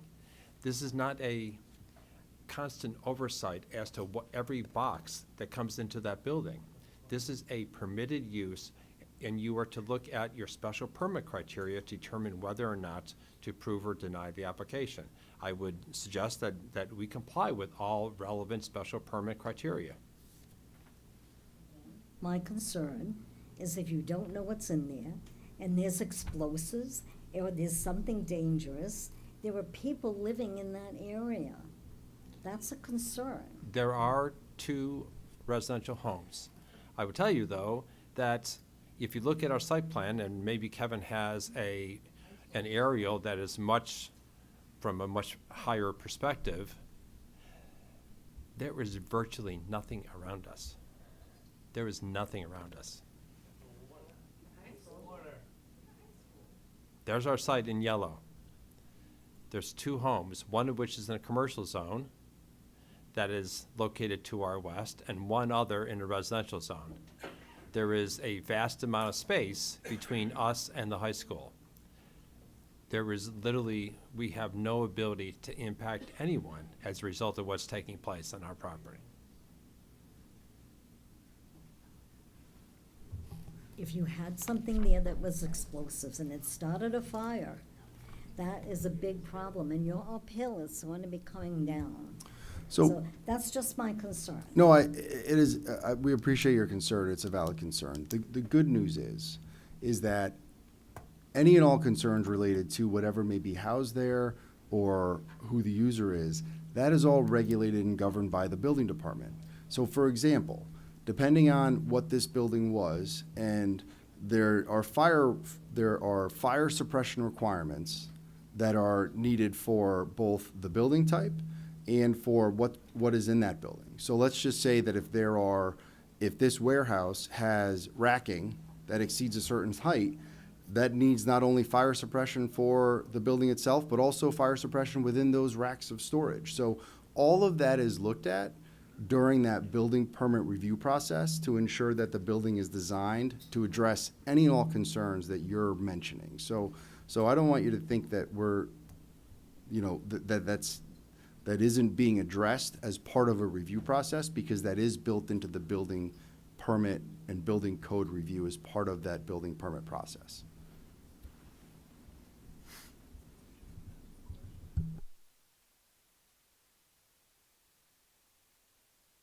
And just because no one else is jumping in, I will jump in again, and I apologize if I misspoke. I did say that we conducted. Let me. What you did was you gave us 2 hours that were busy, and Yeah. you really did the middle, then that's fine. And I'm, but you didn't say And I apologize if I wasn't clear. We did conduct counts during the school's peak hour as well, and what I said was that peak hour between 2 and 3, when the school traffic is the highest, the overall volumes are still lower than that 4 to 6 p.m. peak. So just because the school driveway happens to be busy between 2 and 3, all of the volumes on the road are still less than what the volumes are between 4 and 6. I hope when you get the letter from the Board of Ed, please take a look at it and see if you can answer their questions. We certainly will. We just received it this evening, and we'll provide responses to them. Thank you. So just a reminder, Mr. Chair, it's about 10 of 11. I don't know if the applicant wants to continue on with their presentation as it sits right now. I think we'd be happy to take some questions. I think we kind of concluded the presentation. So whether it's the commission has questions, or I know the public is still here. I'll leave that to you, Mr. Chair. I know there's a lot of people that did wait here tonight, so whether or not you want to open the floor, but keeping in mind, we have now 9 minutes until this meeting ends. I'm ready to go home. My phone already told me it's bedtime, just so you know. Mr. Chairman, I would open the floor to the public. I Okay. would suggest, though, from a public perspective, please make sure it's something technical that you're addressing. We've heard all the other comments related to this application prior as well. I mean, get those on the record next time, because this hearing will be continued, but just from a brevity standpoint, if there's something specific and technical that they need to address for the next meeting. What do we got to do? Green light, push the button. Okay. good. Good. The traffic study appears to rely on warehouse trip generation category, but this proposal is not just a simple storage warehouse. It's a large-scale industrial distribution style project with unknown future tenants. If the use changes from a low turnover warehousing to an active logistics truck traffic, employee trips, noise, headlights, and road impacts could be much greater than what is shown here. Before approval, the commission must require the applicant to explain exactly the type of operation these buildings are designed for and what limits will be placed on truck traffic, hours of operation, trailer storage, hazardous materials, and future tenant use. So basically, what I'm saying is it appears to rely on a warehouse trip generation category.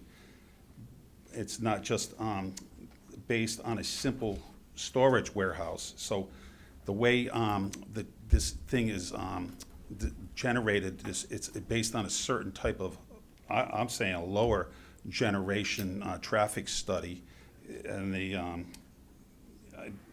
it's a ITE Land Use Code 150 warehousing distribution center logistics operation. So it's a type of, maybe you should look into how these traffic studies are based and what they're based upon. Now, they should be able to answer that, no problem, I guess. Thank you. Good evening, Claudette Rogers, 294 Putnam Pike, and I am also concerned about the unavoidable traffic hazards of this building, and especially with not knowing the tenants. 18 years of driving school bus in the town across from this thing. There's many hazards there, one being that there's not even a foot of shoulder width. Tractor trailer trucks going around the corner at Burger King, they take up, just one tractor trailer truck will take up that whole double lanes going towards 395. So if they got to go 395 south, they have to cut over and it backs up into the traffic. We already have traffic issues with the Five Guys thing. Like there's, trucks waiting to unload, blocking traffic for the buses. I'll just give one more story about the garbage truck. It changed its hours of operation. The garbage truck going up 101. I always met it on North Road. I started meeting it at 6 o'clock. I start my bus run at 6 o'clock going up 101.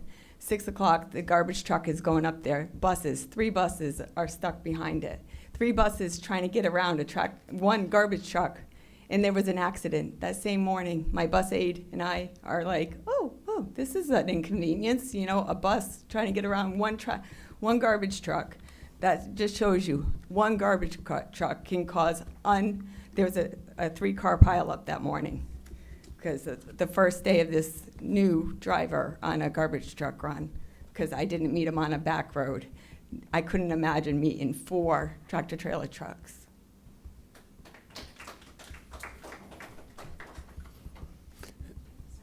Okay, we've got some other business. We have to finish up by 11, so if you got anything else you want to say, if you could do it in the next couple of minutes.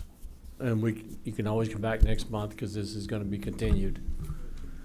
Yep. So, Just to be clear, so the next public hearing would be June 15th, continue to June 15th. I don't think we need a consent to the applicant, but just for the record, are you fine with moving to the June 15th? Yes, okay. And if you have no more comments, if you want to make a motion to continue. I'll just make one quick comment in response to the comments raised. So yes, there are protections regarding the use and the user and the traffic generation associated with it. As I indicated, we're proposing these warehouse uses with these trip generations, and this is what's been submitted to the Office of State Traffic Administration.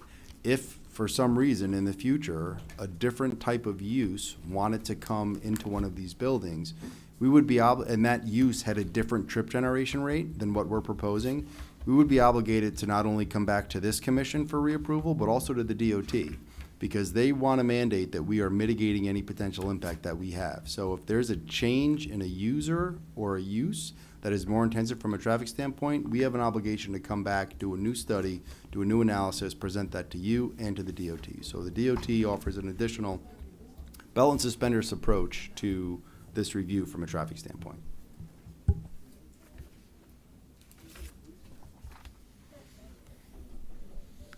okay? Yep. Do we need a motion to continue? If you could. Somebody make a motion, please. Make a motion to continue to June 15th, 2026. Second? Second. Discussion? All in favor, say aye. Aye. Opposed, abstentions? Okay, thank you. Okay, we have adoption of minutes, special meeting, April 20th, 26th, and a regular meeting, April 20th, 2026. I'll make a motion that we adopt the meeting minutes from both the special meeting of April 20th and the regular meeting of April 20th. Could I have a second? Second. Any further discussion? All in favor, say aye. Aye. Opposed or abstentions? Okay, other miscellaneous, no comments, nothing. Correspondence, notice from the town of Foster, a public hearing for 195 Danielson Pike, special permit and dimensional variance, construct a gas station. Notice received because site is within 200 feet of the town boundary. Hearing on May 20th, 2026. Yep, no action needed on that. That's just a notification, standard notification from an abutting municipality. If you want staff to look into it more, we can. Well, we can, if you got time, come Yep. back with something. I can see if we can get more info on that application. Zoning enforcement and zoning Board of Appeals report, inland wetlands. Not much. The ZBA did meet this month. We had 3 pretty small applications, 3 of which were approved. 1 was continued by the board seeking some additional information and comment, and all those minutes and everything are posted with the website. Economic development. Our commission met with the town council, voicing concerns over the sewer moratorium and the economic impacts to existing businesses. We have a ribbon cutting at 60 Hartford Pike called Sisters Inc. It's an adult supportive day services on Saturday at 11:30 or 11 o'clock. And then we will be re-engaging with the Bailey Hill Mill and the Blueville Mill, continue our subsurface environmental investigation, so you'll start to see more activity on those 2 sites. We went through our procurement process for the Brickyard Plaza. We're just waiting on the DECD to give us final approvals so that we can award the bid. Town council. Yes, you know that the budget passed for the town but failed for the Board of Education.